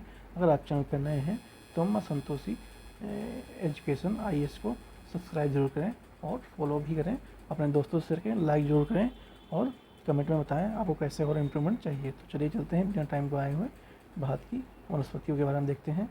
ठीक है। तो भारत हमारा, ये हमारा प्यारा भारत है। ठीक है, ये हमारा भारत है। और ये देखिए जहाँ पर ये ऐसे दे रखा है, ये ब्लैक में, ये है पर्वतीय वन। यहाँ पर जो पहाड़ है वो पहाड़ वाले वन हैं। और जहाँ पर ये उष्णकटिबंधीय वन है, जहाँ पर ये एरो दे रखी है, ये वाली, ये पीली वाली है थोड़ी, ये कौन से वन है? ये उष्णकटिबंधीय कटीले वन है। और जहाँ पे ये ब्लू वाला है, ये वाला एरिया जो है, ये पर्णपाती वन है। और जहाँ पर ग्रीन है वो उष्णकटिबंधीय सदाबहार वन है और अर्ध सदाबहार वन है। और जहाँ ब्लैक है वहाँ बेलांचली व अनुकूलन वन है। ठीक है। सागवान और साल ये उष्णकटिबंधीय और सूक्ष्म पर्णपाती वन होते हैं। ये यहाँ पर ही सागवान और साल होता है। चित्रात्मक प्रस्तुति आपके सामने की जा रही है ताकि आपको याद करने में आसानी हो। तो चलिए कुछ देख लेते हैं वनों के प्रकार। ये जो मैंग्रोव वन है कि विशेष तथ्य कौन से हैं, विशेषता इसकी क्या है? विशेषता ये एक प्रकार की वनस्पति पौधे जड़ों का जल में डूबे रहते हैं, जो उसकी जड़ें होती हैं वो जल में डूबी रहती हैं। मैंग्रोव वन की मैंग्रोव वनस्पति लवणीय और दलदली ज्वारी क्रीक और पंख मैदानों में तथा जर्नल मुख के तट पर क्षेत्रों में पाए जाते हैं। इसका मुख्य विस्तार कहाँ कहाँ पर है? तो ये आपको पश्चिम बंगाल में देखने को मिल जाएगा, सुंदरवन में, डेल्टा क्षेत्र के पास मिल जाएगा, अंडमान एवं निकोबार द्वीप समूह में आपको ये देखने को मिल जाएगा। और उसके बाद ये कहाँ कहाँ पर इसका विस्तार है? महानदी, कृष्णा, गोदावरी नदियों में, इसका डेल्टाई क्षेत्रों में भी ये वन देखने को मिल जाएगा। सुंदरवन में सुंदरी वनों की बहुलता बहुत अधिक होती है। उसके बाद आते हैं ये पर्वतीय वन। पर्वतीय वन ये जहाँ पहाड़ होते हैं वहाँ पर अधिक होता है। पर्वतीय क्षेत्र में ऊंचाई में वृद्धि के साथ तापमान में आने वाली कमी के साथ साथ प्राकृतिक वनस्पति के विवरण में भी पर्वतीय वन होता है। और आपको एक जानकारी देनी थी, अगर आपको इसकी PDF चाहिए या और वीडियो जो चैनल पे मौजूद है उनकी PDF चाहिए तो आप टेलीग्राम चैनल से जुड़ के वहाँ से आप प्राप्त कर सकते हैं। ठीक है दोस्तों, लिंक आपको डिस्क्रिप्शन में दे दिया जाएगा। ट्री लाइन क्या होती है? ट्री लाइन वह वृक्ष रेखा पर्णपाती की वह सीमा है जहाँ पर वृक्ष उग जाते हैं, पाने में सक्षम होते हैं। पूर्वी हिमालय की तुलना में पश्चिमी हिमालय में ट्री लाइन का मान कम है। देखिए ये जो हिमालय है ये हिमालय का बनाया हुआ है, थोड़ा सा ऐसे करके बनाया हुआ है। तो ये कहाँ पर है? ये पूर्वी हिमालय की तुलना में पश्चिमी हिमालय में ये कम पाया जाता है। ये पूर्वी हिमालय है, पूर्वी हिमालय, और ये पश्चिमी हिमालय। पर्वतीय वन के विभाजन कैसे हुए हैं? कैसे हैं देखिए, उपअल्पाइन वन, अल्पाइन वन, पर्वतीय शीतोष्ण वन और पर्वतीय उपोष्ण कटिबंधीय वन। इसमें 3 प्रकार के होते हैं। पहला क्या है? चौड़ी पत्ती वाले वन, और दूसरा पाइन वन और शुष्क सदाबहार वन। चौड़ी पत्ती वाले वन होते हैं, उनमें चौड़ी पत्ते वाले वन पूर्वी हिमालय के प्रमुख वन क्षेत्र हैं। ओक, एल्डर, चेस्टर, बर्च और चेटी, ये कुछ नाम दिए रखे हैं जो कि चौड़ी पत्ती वाले वन होते हैं। आप यहाँ पर अल्पाइन वन को देख सकते हैं। ये इस प्रकार के कुछ ये अल्पाइन वन होते हैं, ये देख रहे हैं आप लोग। यहाँ पर देखिए ये इस तरह से कुछ अल्पाइन वन होते हैं। ठीक है दोस्तों, तो ये अल्पाइन वन का एक एग्जाम्पल है। मैं चित्र के साथ लेके आया हूँ ताकि आपको समझने में आसानी हो। उसके बाद आते हैं पश्चिमी घाट और शांत घाट में प्रमुख वृक्ष वन कौन कौन से हैं? पुंसा पारवन है, दालचीनी है, एंड्रोड्रोन, डेंड्रोन आदि ये सब मिलते हैं वहाँ पर। और ये आप यहाँ पर देख सकते हैं, ये इस टाइप के कुछ वन होते हैं। ठीक है, उसके आते हैं पाइन वन। इसके वृक्ष कौन कौन से हैं? चीड़, ओक, रोडोड्रेन, ड्रेन, पाइन इत्यादि इसके उदाहरण हैं, वृक्ष है। शिवालिक पर्वत के शुष्क ढालों में मिलते हैं। पश्चिमी व मध्य हिमाचल में भी मिलते हैं। खासी, नागा एवं मणिपुर के कुछ पहाड़ियों क्षेत्र में ये पाए जाते हैं। पश्चिम हिमालय की शीतोष्ण पेटी टेम्परेचर जोन में से किसी एक वृक्ष की बहुलता अधिक है, तो कौन से वृक्ष हैं? देवदार। जो पश्चिमी हिमालय है उसमें किस वृक्ष की बहुलता अधिक है? तो देवदार जो पेड़ है उसकी बहुलता बहुत अधिक है। उसके बाद है अल्पाइन वन, नम अल्पाइन और शुष्क अल्पाइन, ये 2 प्रकार के होते हैं। नम अल्पाइन का विस्तार कहाँ पर है? हिमालय के सभी स्थानों के साथ साथ भारत और म्यांमार के निकटवर्ती उच्च पहाड़ियों पर भी इसकी विस्तार देखा गया है। वनस्पतियाँ कौन कौन सी पाई जाती हैं? छोटी झाड़ियाँ, कई एडोडेंड्रोन, बर्च और भोजपत्र का वृक्ष। भोजपत्र का वृक्ष भी यहाँ भी मिलता है नम अल्पाइन में। इस वृक्ष का सफ़ेद कागज की तरह छाल का प्रयोग प्राचीन काल से ही लिखने हेतु प्रयोग किया जाता था। जो भोजपत्र आपने सुना होगा कि उसमें तंत्र मंत्र या और भी बहुत सारी चीज़ें लिखने के लिए प्रयोग में लाते हैं। इसकी बात है शुष्क अल्पाइन। शुष्क अल्पाइन में 3000 से 4900 मीटर की ऊंचाई पर ये मिलते हैं। वनस्पति इसमें जूनिपर, मधुमालती वनस्पति, विलो इत्यादि यहाँ से प्राप्त होते हैं। खैर क्या है? कत्था बनाने के लिए खैर की लकड़ी का प्रयोग किया जाता है। उस कसबंधी वनों में इसका वृक्ष पाया जाता है। सिनकोना वृक्ष या एक प्रकार का उष्णकटिबंधीय सदाबहार पौधा है। जंगली आग, ईधाक व पलाश के नाम से जाना जाता है जंगली आग को, जो कि यूपी के राजकीय पुष्प भी है। फर्न, सामान्य पौधा और बीज रहित पौधा। इन पौधों में फूल नहीं लगते। जो फर्न होता है इसमें पौधे नहीं लगते। फर्न आपने देखा होगा, कुछ इस प्रकार के होते हैं और उसमें कटीले झाड़ियाँ लगी होती हैं, मतलब कांटेदार वो लगा होता है ऐसे। अरिक्स गर्म और शुष्क क्षेत्रों में रहने के लिए अनुकूलित होते हैं। चीलू ठंडे उच्च पर्वतीय घास के मैदान और अर्ध मरुस्थलीय क्षेत्रों में रहने वाले अनुकूलित होते हैं। ये कुछ नाम हैं जो कि पहाड़ों पे आपको मिलेंगे। अलग अलग कटिबंध जो कि मौसम के हैं उसमें आपको ये अलग अलग चीज़ें अलग जगह पे देखने को मिलेंगी। वन के प्रकार क्या होते हैं? उष्णकटिबंधीय अर्धवादी पर्णपाती, उष्णकटिबंधीय शुष्क पर्णपाती, उष्णकटिबंधीय सदाबहार पर्णपाती। प्रदेश कौन सा है? तराई प्रदेश, मध्य गंगा का मैदान, अरुणाचल प्रदेश और सह्याद्री जो रेंज है वहाँ पे ये मिलते हैं। सूची 1 और सूची 2। उष्णकटिबंधीय वन कहाँ पे है? साइलेंट वैली में है। शंकुधारी वन ये हिमाचल प्रदेश में मिल जाएगा। और जो कच्छ वन वनस्पति है वो सुंदरवन में। पतझड़ जो वन है वो राजस्थान में देखने को आपको मिल जाएगा। उसके बाद आता है खेजड़ी वृक्ष।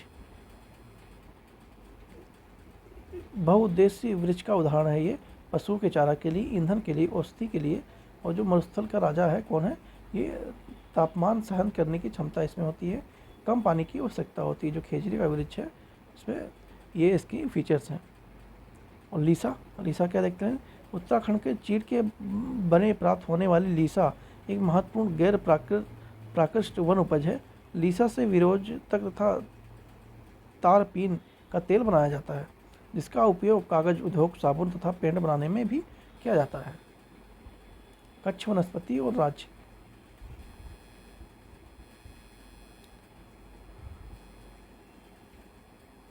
अचिन रत्नागिरी कहाँ पर है? महाराष्ट्र में है। कुंडापुर ये कर्नाटक में है। पिचरवम ये तमिलनाडु में है। बोम्बनाद ये केरल में अवस्थित है। तो हमारा ये वनस्पति हमने देख लिया है, ठीक है। और हम आगे और भी वीडियो ऐसे ही लाएंगे, वेरी इन्फॉर्मेटिव। आपने अगर सब्सक्राइब नहीं किया है माँ संतोषी एजुकेशन IAS को, तो प्लीज़ सब्सक्राइब एंड शेयर और कमेंट में बताएं कि आपको क्या इम्प्रूवमेंट और चाहिए। तो मिलते हैं नेक्स्ट वीडियो में। सी यू सून।